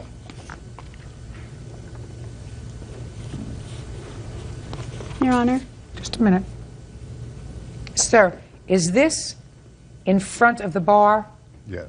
If I saw that sign, I would think that this is where handicapped people were supposed And to park. that's why I had a picture taken of that, because it's showing the red zone and not a blue handicap parking. I don't care. What I'm telling you is, if I saw this sign, handicap parking, with this arrow pointing in this direction, not in the direction, and not only that, there is a ramp here, Right. right? I would assume that this is the place that people with handicap parking are supposed to park. That's what I would assume. Okay. Now, the fact that you work in this bar and you're accustomed to parking there and the cops let it slide, that may be. But if, as a civilian, they don't put handicap parking signs around and give you directions, handicap parking, go 2 blocks down. However, what she stated is incorrect also. Her child in the wheelchair wasn't on the sidewalk. She was in the bar that we work at. Just a minute. How did you know that when you were outside? I didn't. Quiet. I Quiet. didn't. I didn't know that. You didn't? No. You didn't? No. All you know is she had a child with her. I didn't even see a child. All I saw were people on the sidewalk. When I went to park, there was no one standing in the parking space. I started to back in. She stepped off the sidewalk at that time. If I'm not mistaken, this states in the police report also. I want to tell you something. How often do the police come into the bar where you work? Well, they patrol. Answer my question. All They the time? patrol down there, All the yes. time. You know them? I don't know them by name. Do they know you? They know I work at the bar. Right. I think that this thing was all handled very, very poorly. It's irritating if somebody comes and holds a spot. You understand that? Yes, ma'am. Now, I know you feel as if you had a legitimate reason for doing that because you had a child who had to be loaded into a wheelchair. Yes, ma'am. Unfortunately, he didn't know that at the time. Okay. But, Your Honor. Just a minute. I mean, this was during Mardi Gras, so it wasn't like it was just their little group on the sidewalk. There was hundreds of thousands of people in Old Sacramento at the time. So that's what I'm saying. Her standing there wasn't out of the ordinary. As the incident progressed, I got in the car, she went back up on the sidewalk. That's when I started to back to park again. She jumped back down. That's when she punched my car. I got out then, asked Shannon, well, she came out after the incident started. I asked her to go call the police. That's when the Did you have police- any discussions with Shannon? No. She had just When came did you out find of the out bar. that her daughter, who was in a wheelchair, was in the place where you were working? That was all after the fact. Your Honor. Yes. He said that he never saw, or he was on his way to work, and he saw the parking space available. He's lying because when I was in the bar getting my soda for my handicapped child because she has diabetes, he was standing at the bar, and he had received some money. If this is the female bartender that works there, he received a wad of money from her, and he had a drink. So what you're telling me is that he had been in the bar earlier? Right before all this took place. Mr. Pate came in to the bar where I was standing and said, there's this parking space out in front. Would you please go stand there so we can leave and load Ciara up? And I said, yes. I went out and stood in the parking space. I did not know who this man was until he got out of the car. And then I realized that it was the same man that was standing right here on the corner of the bar and had a wad of money handed to him by a female bartender. Is that your job? You're the female bartender? Yes, I am. Did you give him some money that day? No, I did not. Can I Well, add? yes. Okay. I was at the bar bartending, and they had come in. The daughter was the daughter was in the wheelchair by the door. They were drinking. He was drinking shots of Jack Daniels. Who was? The gentleman over there. Uh-huh. I actually had cut him off, and she had already been Now, this was drinking. not the Mexican restaurant No, that we're this is not. talking about? It's La Terraza. What It's happened to across the street? If you had just finished dinner at the Mexican restaurant, which is what you told me a moment ago, Yes, and ma'am. from the Mexican restaurant you were leaving, that's the impression that I got. Then I couldn't understand how you wound up getting a soft drink for your daughter, who was in a wheelchair, across the street at the bar. That doesn't sound right. It would seem to me if you were to put your hand down. You don't want to get up here. Trust me. I got a nose that's always right on target. Judge Judy continues in a moment. I'd cut him off because he had had too many shots already. Oh, I believe that. I don't know if he's been drinking today. That's not true, Your Honor. I don't know if he's been drinking That's today. not true, Your Honor. I'm not sure. Real cases, real people. Judge Judy. Christina Powell claims bouncer Willie Jefferson assaulted her over a parking space. Christina says she was just trying to help her handicapped daughter. I believe her when she said he was doing shots at the bar. I want you to understand that. Your Honor, there was an hour span when we left the Mexican restaurant. Right. We walked around with the girls. But then you went to a bar, and he was having shots. Right. It also states, this is her statement that she Let me made see. to the police. Let me see the police report. Saying that my husband had a shot and I was drunk. And her husband also went to go pick up the van after I cut him off. So he went to go pick up the van to pick up the child, and I had cut him off because he had had too many shots already. Oh, I believe that. I don't know if he's been drinking today. That's not true, Your Honor. I don't know if he's been drinking today. That's not true, Your Honor. I'm not sure. Well, you told the police we had been at the bar and we were getting ready to leave. My husband had had a shot and I was drunk. Why would I say I'm drunk? I don't drink, Your Honor. Well, it states right Just a there minute. you were in the bar. Exactly. That's where I saw you, and that's how you knew that you were going to take that parking space away from me. Don't speak to each other. Sorry, Your Honor.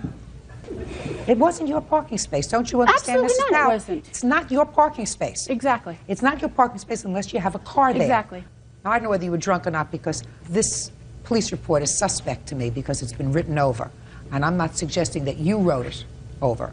I'm suggesting that somebody changed it. Do you know what I'm talking about, sir? Do you know where I'm talking about? No, I don't. Well, I'm going to show you. You can. Because I've been looking at police reports yesterday. longer than you've been alive. I want you to look at both places where it says I was drunk, and you tell me whether it doesn't look as if something else was there before I was drunk. This is my copy. Yeah. Look to you like there was something there before? Yeah, like it's, instead of saying I, it said I'm. It looks like there was something else before that you can't completely make out. Is that right, sir? Yeah, there's a Sure I. It does. says I, and it says I'm drunk. That's what it looks like to me. Can't Instead tell of because saying somebody I was changed drunk. it. Like I And said, I'm not it's just- suggesting you changed it, Exactly, what? but I'm suggesting that somebody changed it. Okay.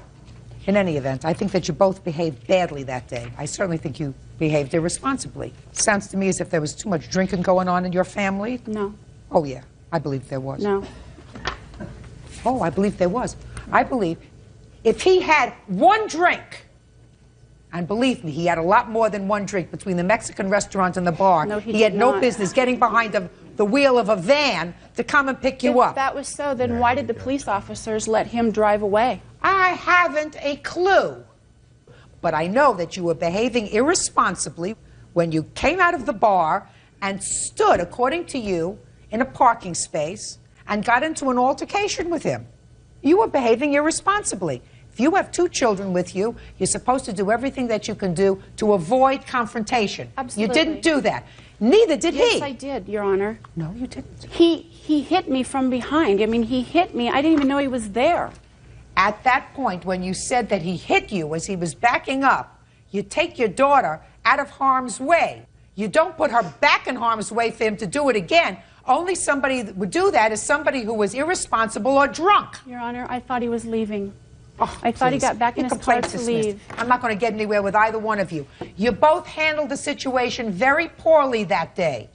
And this court cannot resolve a situation that resulted in two people behaving very badly. You may have gotten the worst of it, but you both behaved irresponsibly. You as a parent with two children with you, and you driving a car that is capable of causing injury. Don't get into a confrontation with people over a parking space. You move on. You got it? Your Honor, may I That's all. recover my Period. $2,500? Parties are excused. You may step out. The whole thing was fabricated. She was at the bar, her husband, and the kids. He was already drunk, driving, picking up the child. Paid expenses from their mother's funeral. Court come to order. All rise. Have a seat, everyone. Good morning, Judge. Case number 2011, Rubin versus Rubin. Thank you. Welcome. Mr. Rubin, this is your brother? Yes, it is, Your Honor. And this case involves sharing expenses for your mother's funeral. Correct. And it is your claim that your brother, who I believe was living with your mother at the time she died, right, agreed to pay half of the funeral expenses when he received proceeds from a small life insurance policy that your mother had left. Yes, Judge. Our mother only left us a $5,000 life insurance policy. That's what the case is about. Right. Your brother's position is it's not his responsibility. He made no such promise. Of course, you do understand that without that promise to pay for your mother's funeral expenses, children aren't normally responsible for the expenses of their parent. You understand that? Yes, Judge. Mr. Rubin, when did your mother pass away? She passed away August 20th of 2021. How old was she? She was 86. And how long had you been living with your mother? Your Honor, I took care of my mother since 1991. Well, if you were taking care of her for almost 30 years, sir, what kind of physical malady did she have when she was in her 50s? She suffered from chronic kidney failure. When did that medical condition develop? Pretty close to 91. What is pretty close to 91? Beginning in the 90s, 91, 92, etc. So when you moved in with her, was your mother sick or was she not sick? She was sick. Did you live with your mother because it was not only good for your mother, but because it was good for you? That's Correct. what I'm trying to get Yes. to. The answer is yes. Yes, and you moved into your mother's house? Correct. That she owned or rented? She was purchasing it through a mortgage. She owned her home? Yes, ma'am. Was Correct. she working in the 90s? She was. Therefore, she wasn't incapacitated to the extent that you needed full-time care. At the beginning, no, ma'am. When you moved in with her, she was employed on a full-time basis, Correct. sufficient enough to get a mortgage from a bank based upon her income. Correct. And what were you doing in 1991? I worked. For whom? Car dealerships, and I also owned several businesses. When you lived with your mother, who paid the mortgage? My mother did. Did you pay your mother for any expenses? Rent, gas, electric, phone, anything? Or did you live there and you had an agreement? You lived there, she wanted your company, whatever it was. She lived alone? At the time, yes. In 1991, she was just living alone? Correct. And I assume, therefore, happy to have your company? Correct. I assume. Mm-hmm. Okay. So you made no payments to your mother? With the occasional help with some utilities or food, yes. Okay. So you were able, I assume, to save a substantial amount of money? Correct. Just for my own information so that I can sort of put this thing together. Sure. You have stocks, bonds, savings? No, ma'am. What do you have? You were able to save a lot of money. How did you invest it? I invested in several businesses, which one is my liquidation company. What happened with your mother's house? When she passed, I was still residing at the house. I paid the mortgage by myself for the months of September 2021 as well as October 2021. And I remained there until, I want to say, February 2022. My sister is the executor of the estate, and she sold it just recently for $465,000. Okay. So what I'm gathering from you, you paid the mortgage, you say, in September and October, then you stopped paying the mortgage November, December, January, and February. That is correct, ma'am. But you lived in the house? I did. Rent-free, because you paid nothing? Correct. Where are you living now? I live in Nogales, Mexico. And you live in a house, you live in an apartment, ma'am. You pay rent? I do. Anybody live with you? No, ma'am. What's your rent? $250. Okay. And what was the mortgage payment in your mother's house? I paid $1,750 even. Are you the sister? Yes, Your Honor. Could you stand up for a second? I'm just getting some information. A $35,000 third mortgage. Your Honor, since her brother was not paying, since he wasn't paying, the house actually went into foreclosure, and so we had to get... Just to say, I didn't ask you anything. Okay, I'm just... Sarah Rose, 465 less 258. 207,000, Your Honor.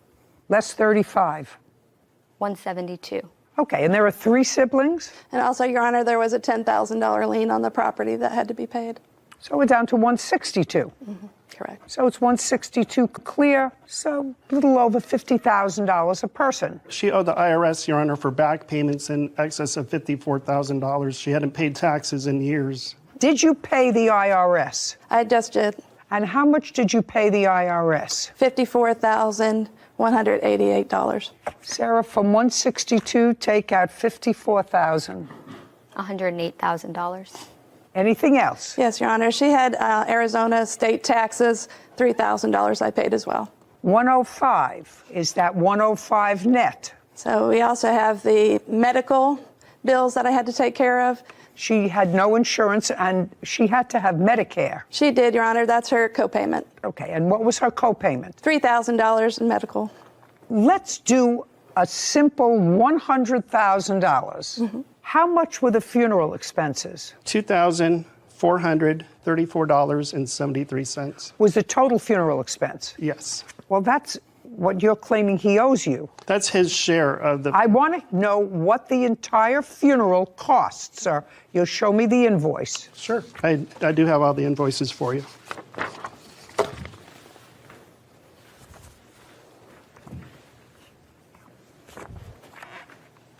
The first one, Your Honor, is just for the cremation 1058. services. Correct. Okay. 1058. The next one should be from the cemetery. This is the total funeral home charges, and this is cremated remains internment of $2,200. Correct. The next invoice you should have, Your Honor, is from services provided by a rabbi. Okay, that was $600. Expenses, $3,858. You should have another invoice for a proposal for a headstone as well. 1717. Yes, Your Honor. 3858 plus $1,717. $5,575. That's it. Okay. I assume your mother died without a will. Correct, Your Honor. Okay. And you are the only surviving siblings?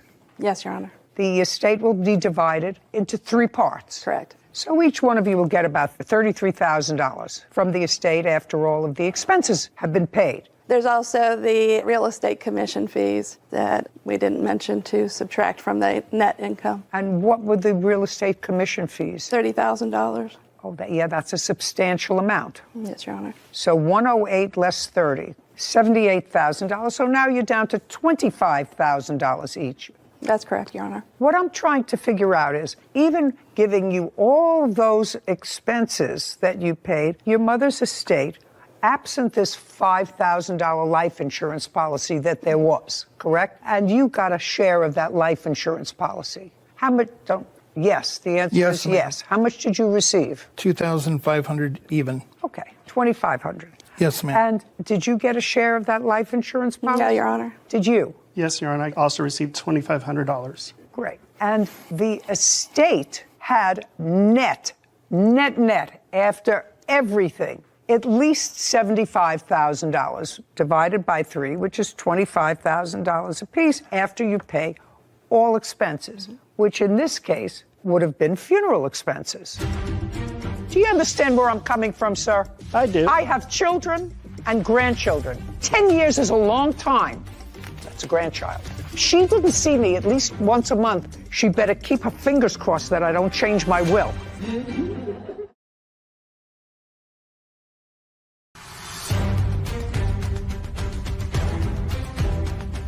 Defamed him. So now, if what you're asking me, Mr. Rubin, is to find that you had an agreement with your brother to pay 1/3 of the funeral expenses because the 2 of you each paid 1/3 of the funeral expenses. Is that what you did? Well, Your Honor, that's either a yes or a no. It is a no. I'm the only one that had the money to process our mother. He would not even sign to get her processed to continue the cremation. I have evidence here I'd like to submit to you where he agreed to pay me half of it out of his life insurance. Okay, that's all. I have text from him. Just a second. I'm going to take a look at it. You have to understand, Mr. Rubin, yes, that at this point, if I find that he agreed to pay for half, then you understand that you agreed to pay for half of her funeral. Ordinarily, the funeral expenses, you may front the money for those funeral expenses, but if the deceased had sufficient money in their estate to cover their last expenses, and those would be medical expenses, which you paid out of the estate, correct? Yes, Your Honor.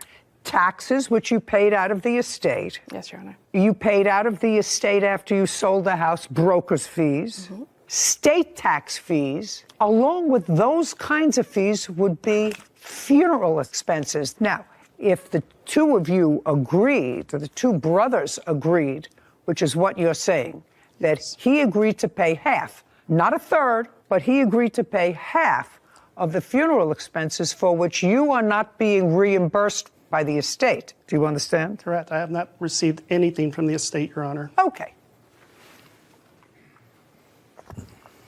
Well, this would be you. I'll let you know tomorrow. I think it's $2,200 for Menorah Gardens, and cremation was $1,053, so it's $1,626 each. That would be you, right? Yes.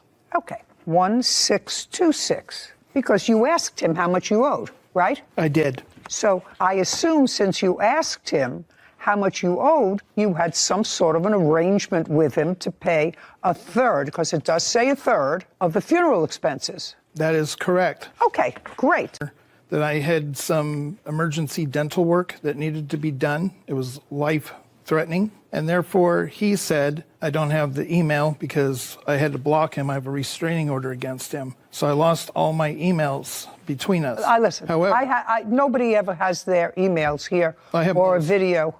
A very substantial amount of those monies went for my dental. I don't care.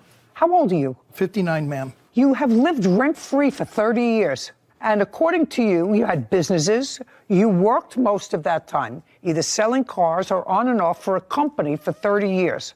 You made an agreement with your brother to pay 1/3 of your mother's funeral expenses. And as far as I'm concerned, if you had dental problems, pay for it from the resources of one of your businesses, because you had no expenses. You have very little sympathy for you. You lived in the house for months without paying the mortgage. That's outrageous. That's taking money away from them. Do you understand that? Yes, I ma'am. say you lived in the house for 3 months rent-free, at least 3 months rent-free. So if you paid mortgage payments for 2 months, I would say to you, sounds pretty reasonable to me. You know, there's a story that's created. Correct. And what's created here is there's unequivocal information in these text messages that you and your brother and sister, because you, sir, are claiming that he owes half. He doesn't owe half. That was never the agreement, according to what you gave me. According to what you gave me, and in your own hand, you say this is what you owe me, $1,600, not $2,600. Well, Your Honor, if I can explain, the reason why I said half is only me and my brother were included in life insurance policy. My sister was not named on it,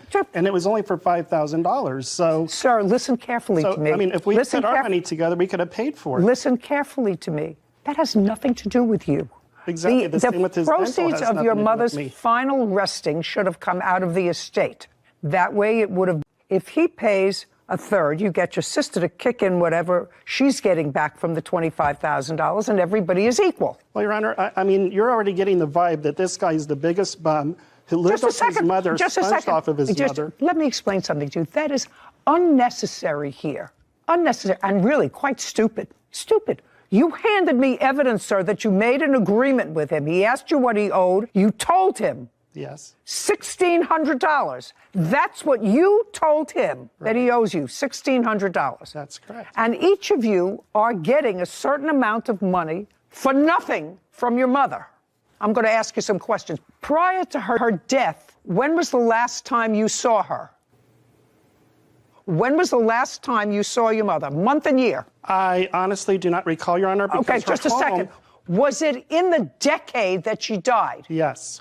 Okay, well, she died in 2021. So when did you see her? Probably several years before that, Your Honor. Well, so you didn't see her in the decade before? Your Honor, you have to understand, her house was infested with bed bugs. Pay careful attention to me. I asked you some questions. Yes. My question was, when was the last time you saw your mother? So you hadn't seen your mother in a decade. When was the last time you saw your mother? I saw my mother frequently, Your Honor. It was Mother's Day.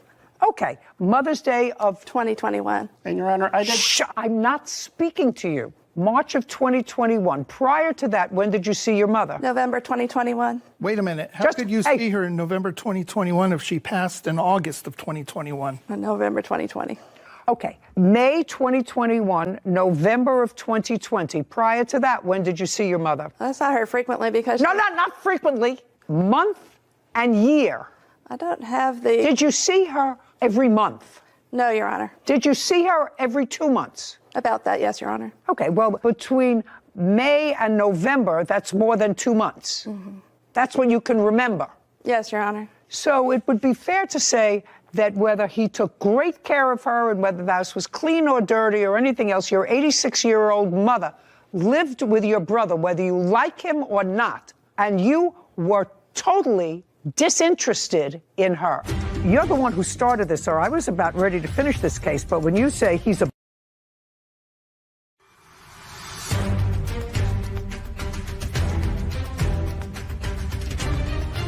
Sean Rubin is accusing his brother, Randall Rubin, of not paying his share of funeral expenses.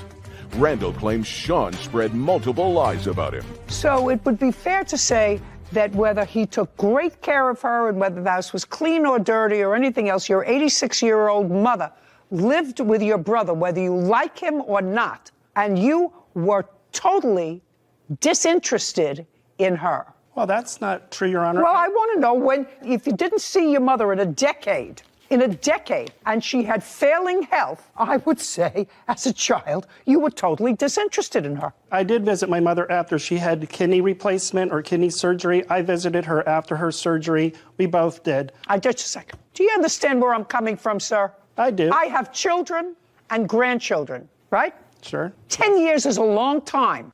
That's a grandchild. If she didn't see me at least once a month, she better keep her fingers crossed that I don't change my will. Well, Your Honor, I'm sure that Sarah is very close to you, where we live out of state. Just a second. We both have real jobs. Just a second. If her father didn't visit me at least once a month, and we live in different states, he too would check the will. So what I'm telling you is, if you don't see your mother for 10 years, you are a disinterested child. You're the one who started this, or I was about ready to finish this case, but when you say he's a bum, I say, you know what? This guy's got to be put in his place. He may have been, but he was the bum who took care of your mother. No, absolutely not. Oh, really? Did your mother have full-time nursing care for the last 10 years? The answer is either yes or no. It's an absolute She no. declined. That's not what I asked you. Not what she declined. On your blurted out answer to me, you thought she should have full-time care. Yes, Your Honor. Right. But she didn't. So he took care of her. You don't like the way he took care of her. That's your prerogative, but you let him take care of her. And you went about your business in your own states where you live, and he took care of her. And you didn't like him, and he may have been a sponge and a bum. You started it. But you were not interested enough in your mother to move next door to her, or to have her move next door to you when she got sick. Your Honor. Somebody else I actually did ask her to move in with me, and she declined. Right. She didn't want to live with you. There had to be a reason for that if she was being abused. Your Honor, there is. Do I look like I need help from you? No, of course not. Then I want you to be quiet. Yes, ma'am. You owe him $1,600. That's it, not $26. What he's asking you. Put it down. I have a counterclaim. $1,600, and I'll hear your counterclaim. Thank you. Which sounds a little ridiculous to me. I'm finished with you. $1,600. That's what you owe, except for the counterclaim, which I'll hear. Well, the counterclaim is that they posted something on the internet that says that there were bugs in the shoes you were selling. If that's just a second, quiet. Your counterclaim says that he defamed you and your business because he wrote on the internet that there were bugs in the shoes you were selling. I couldn't make that up. Let me see. Maybe I did make it up. You're correct. That's yeah, exactly he posted that there were bugs in the shoes I was selling. He also put that I impregnate Hispanic women. Just a second. First of all, that's not in here. It's right here, ma'am. It's not in my answer. So I want to see where he wrote And who knows what you're doing in Mexico? I have no idea what you're doing in Mexico. Show me what he wrote about the bugs in the shoes that you're selling. Giving me a whole lot of nonsense there that I'm not going to read. It's not. You these give are, me. These are the posts that he put online. I only want to. These are also letters from my mother in her own. I'm not reading the letters from your mother. Okay. I'm reading a post or more where he says there are bugs in the shoes you are selling. Yes. Period. Do you want to hear the audio that he sent to one of my employers? No, I want to see where he wrote there are bugs in the shoe. Restraining order. Okay, so this has nothing to do with anything. I'm going to give this back to you, and if you don't hand me exactly what I asked for, I'm dismissing. I'm not reading all that drivel. I asked you for one post. Your Honor, if you'd like to say I don't want to hear you. This is what I wrote. I if you want to see don't it. want. This is not your case to prove, sir. Okay, I'm just trying to be honest. Here you go, Your Honor. This is one that he Thank you. wrote Don't to tell my me employer. one. Just give me the posts about shoes. This has nothing to do with shoes. This one is in Spanish. If you show me one more thing that doesn't say bugs and shoes, I'm just dismissing your case. Do you understand? Yes, ma'am. Please look at this one. It is in Spanish. No, that's your problem. The counterclaim's dismissed. Judgment for the plaintiff in the amount of $1,600. We're finished here. Thank you very much. Thank you, Your Honor. This court is adjourned. I'm very pleased with the judge's decision. I think she made the right decision. I wasn't really thrilled. I'm just kind of glad it's over. I never want to see my brother again. We're a very estranged bunch of people. We do not like each other. She didn't raise him right. She raised us right, and we're going to do the right thing on behalf of our mom. First and foremost, I will visit you every month, every week, every day, if that's what it takes. But in all seriousness, this case shows how foolish it is not to memorialize your wishes for the end, because it creates a heightened sense of stress at a time when emotions are already running high. And first rule of wills, trusts, and estates class is always have a will. So it doesn't matter how much you have, how little you have. It's important, your wishes, and to prevent situations like this, your loved ones having to go through. Yeah, and be angry with each other. I mean, they don't love each other anyway, but to be angry with each other, if you can avoid that. Even young people, Sarah, who have put anything together. Yeah. You have a will? I do. There you go. I wouldn't want my loved ones going through that. So, yeah, you have to take the time and write it down. And yeah, that's really all you can do to avoid the situation. You're right. Are you having a family dispute?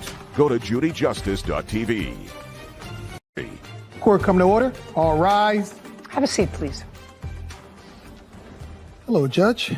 Case 2066, Michelonius versus Robertson. Thank you. You're welcome.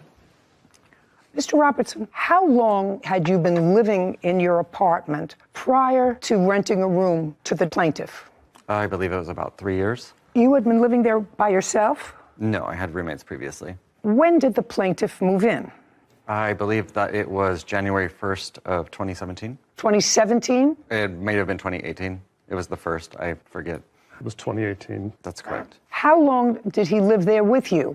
He lived there with me until September of 2021. So far, that correct, sir? Yes, ma'am. So now let me understand this lawsuit. Mr. Robertson lived in his apartment for 3 years. You answered an ad for a room. You lived with him in his home as a tenant from January 2018 until September 2021. Correct. At that time, there was a dispute. We will get into that in a moment. There was a dispute. During part of that time, Mr. Michelonius, you did not pay rent. Is that correct? During COVID? That's correct. For what period of time did you not pay rent? Well, there was, I had... Give me how many months you did not pay rent? There was... You don't have to think out loud. How many months between January of 2018 and September 2021 did you not pay rent? Give me a number. That's a number. 4 months. Some months I paid partial rent. But there were 4 months that I did not pay any rent. 4 months, no rent. And how many months did you pay partial rent? I believe that would have been 4 or 3. So for 7 months, you did not pay your rent. Paying partial rent is not rent. Now, my question to you, Mr. Robertson, is this is an apartment that you rent. My portion of the rent was current. What do you mean your portion? My portion that I was responsible for. No,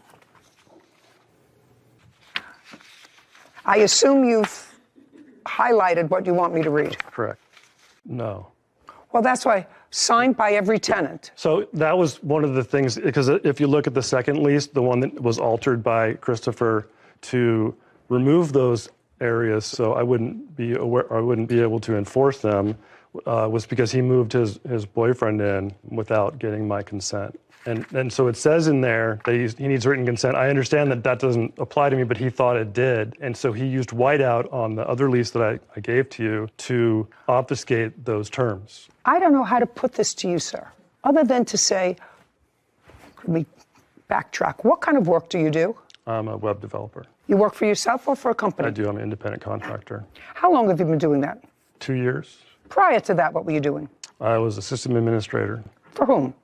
For a small company in San Francisco. How long did you work for them? 6 years. So for 2 years, you were an independent web developer, and you're still an independent web developer. Correct. And that's how you support yourself. Right. So you work out of your home. Right. And you've been working out of your home, you said, the last 2 years since 2020. This is 2022 or 19. Right.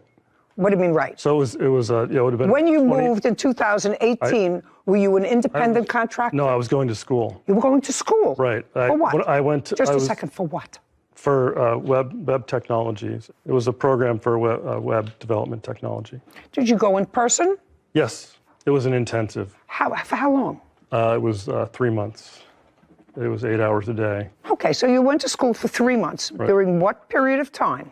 January 2018 to end of March 2018. Okay, and at that time you were living with the plaintiff? Correct. Okay, so you needed a room for that 3 month period, and after that time, you supported yourself by being your own boss, by developing websites. It took me a while to find a job, but yes. So I started taking on independent work. So you never actually got a job outside of the independent work that you did? That's correct. So you support yourself by doing web development out of your home? Yes. So you used the home that you were living in, that room that you were renting, for not only your personal business, but you operated a place of business out of your residence. Okay. What do you mean, okay? Yes. Yes. I just want you to see how ridiculous you are. You want $10,000 because you overpaid what you consider your fair share of the rent. That's not going to happen. You come here, you didn't pay rent for at least 7 months because of COVID. You were working according to you. You were a web developer, still are. It's 2022 because you have no other job other than being a web developer. You stopped paying rent. You moved out after he did, correct? Well, did you pay? I'd like to correct in the something. month that you lived there, when you had put him out of his house because you were they were moving out. I did not put him out of the house. I thought that was a protective order. It was, but they were, and I put in the protective order that they were living with me, but they were moving, and so. No. They were living with you. You were living with them. Well, yeah, we were living together. No.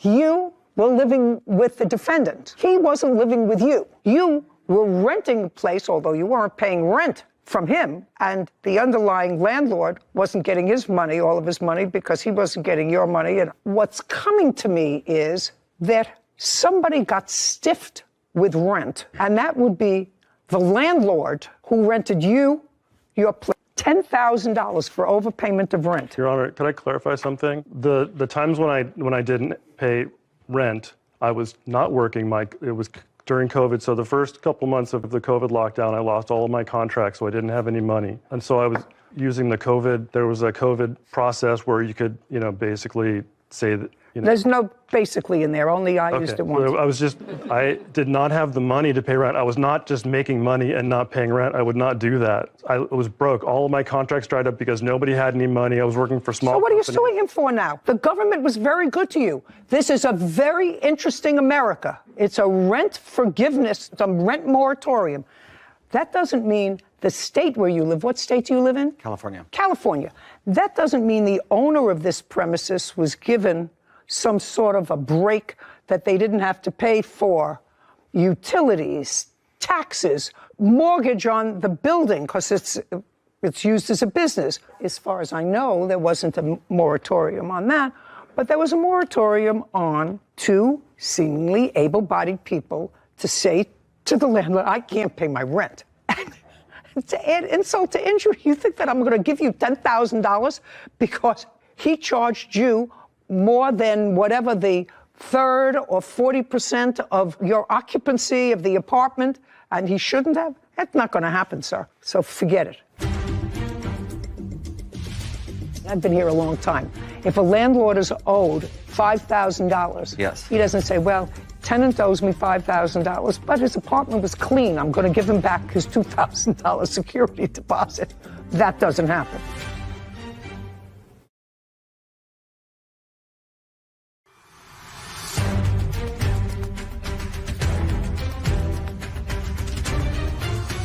Mark Michelonis has accused his... Now, you gave him a security deposit. That is part of your lawsuit. Correct. So I want you to forget the overpayment of rent because it is ridiculous. Okay. So now let's go to the security deposit part of your complaint. Did he give you a security deposit? He did, Your Honor. Now, he didn't pay rent because of this moratorium Yes. on rent. Did you get your security deposit back from the landlord? I did. How much? I believe I got the total amount for the entire apartment, which was approximately $2,000. And how much did Mr. Michelonis give you as a security deposit? He gave me $1,250 for the security deposit plus a $300 pet deposit. Sometimes the pet deposit is refundable. Did you get the pet deposit back? I don't recall specifically if I got that back from the landlord. But you did get back your entire security deposit, which included his $1,250. Yes. Okay. That's correct. Let's hold that in abeyance for a moment because now I'm going to go to your counterclaim. Sure. I think that's all I have to deal with. Oh, and property taken without permission. Did you get that property back? There was some... I did not. What property was it? There was a stone Buddha carving. There was some dishes, some glasses. Oh, give me a break. Do you have a stone Buddha carving? I have the stone Buddha carving. I have a small statuette, a rooster that is his, and a small metal... Great. Would you inside. pack those up? Yes. Do you live close to each other? I haven't been able to because of our mutual restraining orders. Fine. Do you know where your local precinct is? At the local precinct? Absolutely. Let him know when, and he could go pick up his Buddha. Yes, I don't want Great. bad in my home.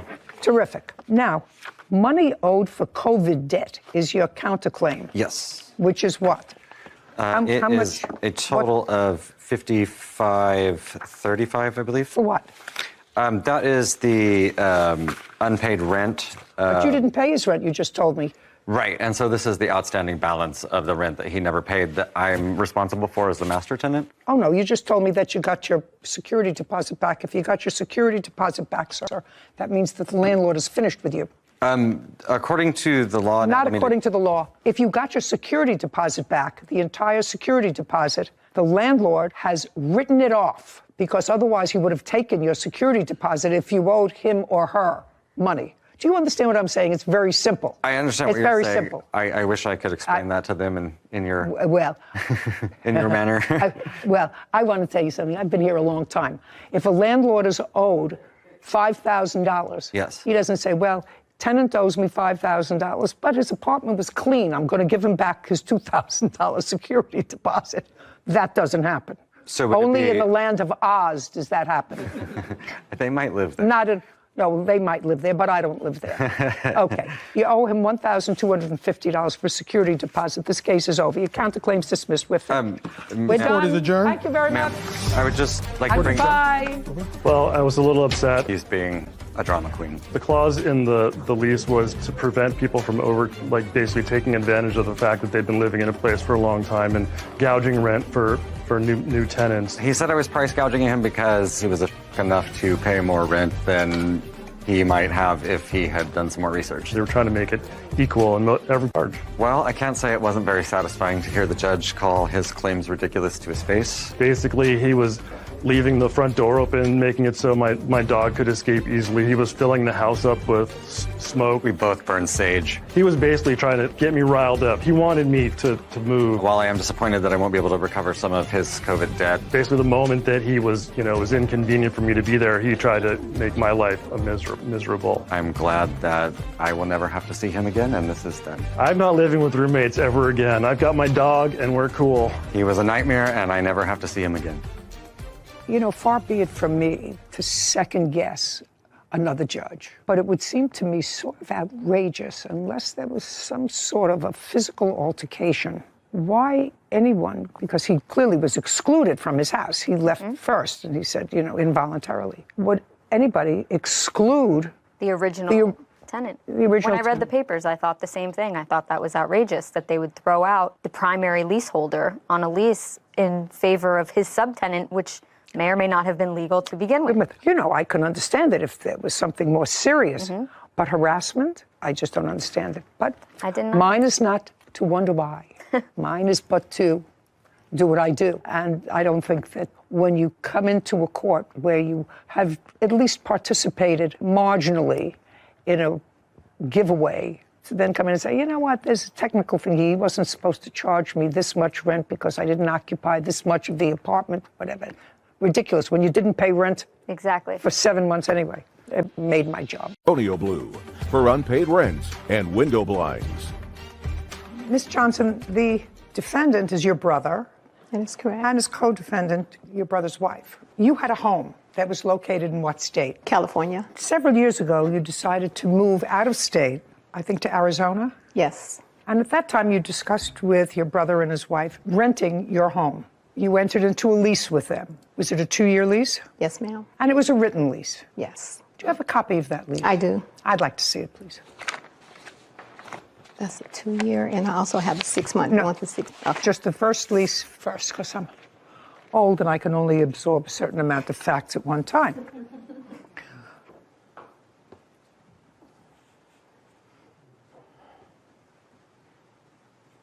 It's a pretty straightforward lease.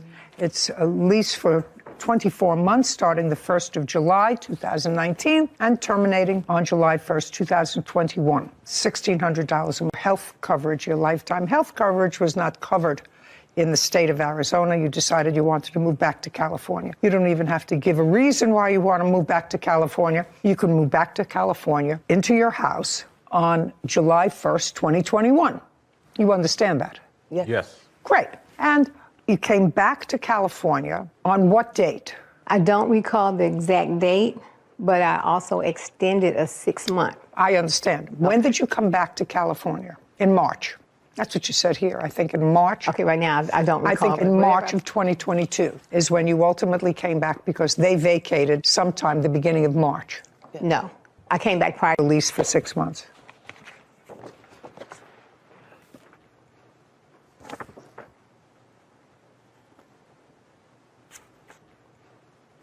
Okay, so you acknowledge, Mr. and Mrs. Blue, that the 6-month extension that you both signed terminated on December 31st. Yes. Did you vacate the house on December 31st? No, we hadn't found a place yet. That's not her problem. That would be your problem. Did she give you permission to stay beyond December 31st? On what date, sir, did you close on that property? I can't remember offhand. We're not talking about so long ago. February 7th is listed as the closing date. That sound familiar? That's what it says. Yes. Well, then you had 3 weeks to move in.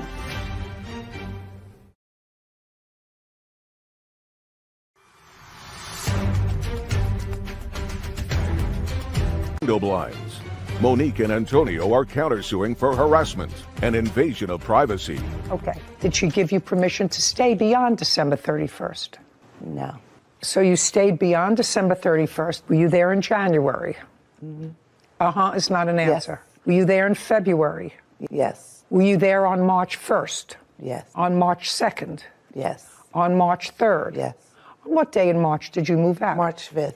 Did you pay rent in the month of January? No. February? No. March? No. Okay. That's what she's suing for. Right. Well, you have a defense for not paying rent for those 3 months, which you clearly occupied her premises. Who wants to tell me why you didn't pay rent? On July 1st, it wasn't move-in ready. I don't care. You lived there. Not only did you live there, you executed a second lease for another 6 months. You lived there from the beginning of the lease up until March 5th, which is 3 months beyond when you were supposed to be there. I'm waiting for a defense and not paying rent. Yes. For July 2019, when we first moved in, the house was hideous. She had stuff in every room. We weren't able to move our stuff in. Did you live there? Yes, we had nowhere else to go. I don't care. You had a choice. If the house wasn't in move-in condition, you break your lease, but you don't say at the end of the lease, by the way, when we were there 2.5 years ago, the house wasn't ready for us to move in. It wasn't in condition that we liked. We lived there anyway. So that's not an excuse for not paying rent at the other end. Anything else? Yeah. She offered to give us the last month rent that we were there for free. The last month? The last month rent. Did you indicate to them that you would give them a month off the rent? Okay. No, ma'am. She says that you did. I would like to see her evidence as well. No, just shh.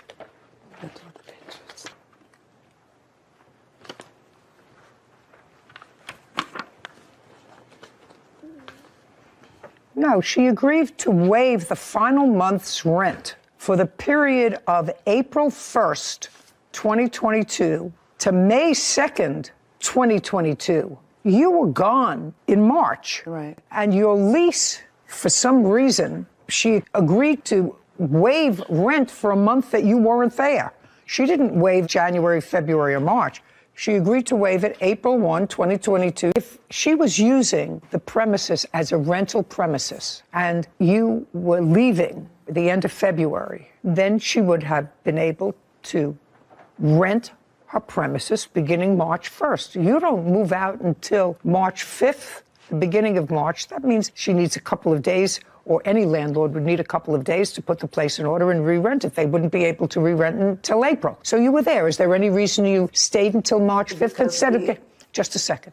You didn't let me finish the question. Is there any reason why you didn't move out the last day in February and instead stayed into March? Because our house wasn't ready yet. What do you mean it wasn't ready? We wasn't ready to move in there yet. What was wrong with it? Where did you move? Victorville, California. Okay. To what kind of property? We bought a house. Okay. When did you buy the house? What month? We get close January something. So you bought the house in January. Mm-hmm. When you inspected the house that you bought, did you buy it furnished or unfurnished? Unfurnished. Did you have furniture in the plaintiff's house? Yes. You'll give her the... February. On what date, sir, did you close on that property? It's probably in the record. I can't remember offhand. We're not talking about so long ago. Is there an address? February 7th is listed as the closing date. 2/7. So the house became yours on February 7th. That sound familiar? That's what it says. Yes. Well, then you had 3 weeks to move in, to get it ready. Yeah. Okay? Well, All right. Fine. So you owe her 3 months' rent at $1,600 a month. What about the renovations we did to our house? Who cares? I live in a place for a couple of years, and I make changes to the place, straight tenancy agreements. We were supposed to buy her house. There are agreements that are rent to buy that list what the rental is and what the ultimate purchase price will be, and whether or not you can deduct the rent that you've paid or a percentage of it from the total purchase price, or whether you cannot. This is a straight rental agreement. So if you made improvements in the house, if you painted it, if you put in new carpeting to make it more comfortable for yourself, you don't get reimbursed for that because there's nothing in your lease that requires her to reimburse you for any improvements that you make in the house. You're bound by the four corners of the contract that you signed. Well, what about how the conditions that we moved in? Well, that she doesn't... Yes. By living there for 2.5 years, without, I assume, unless you can show me, without, I assume, a written complaint to her.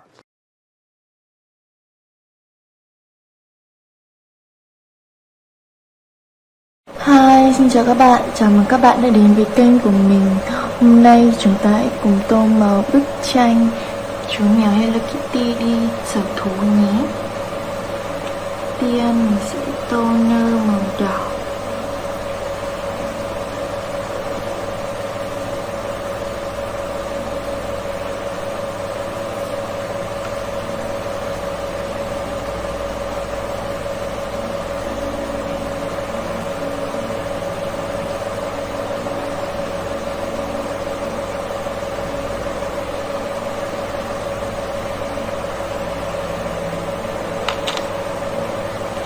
Áo mình sẽ tô màu hồng.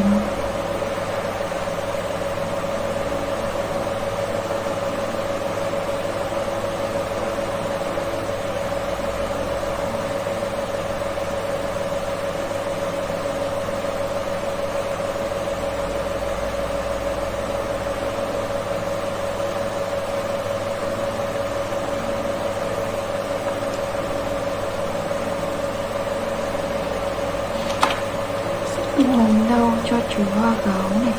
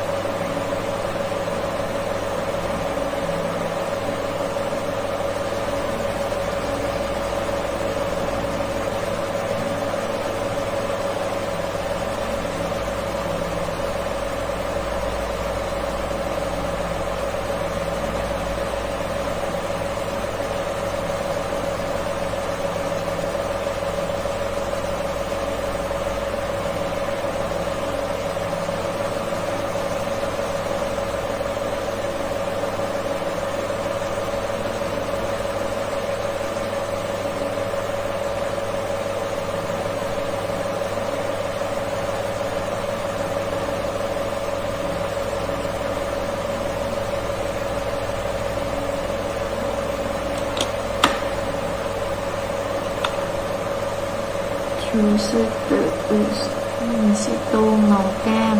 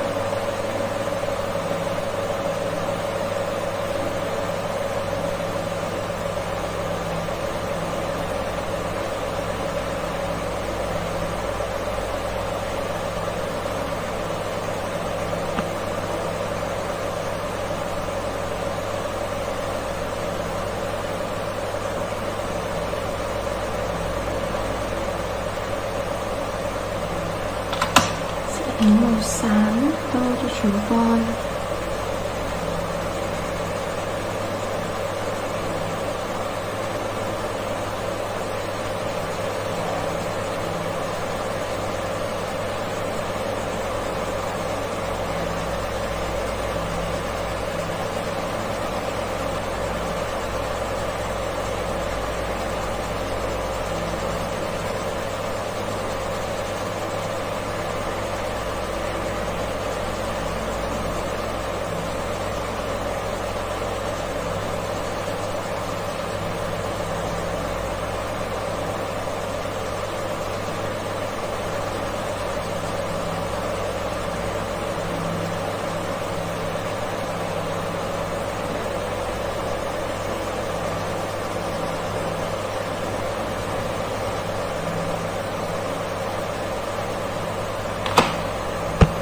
Vậy là chúng ta đã hoàn thành xong bức tranh Hello Kitty đi chơi sở thú. Và đây là thành quả ngày hôm nay. Hẹn gặp lại các bạn ở những video tiếp theo.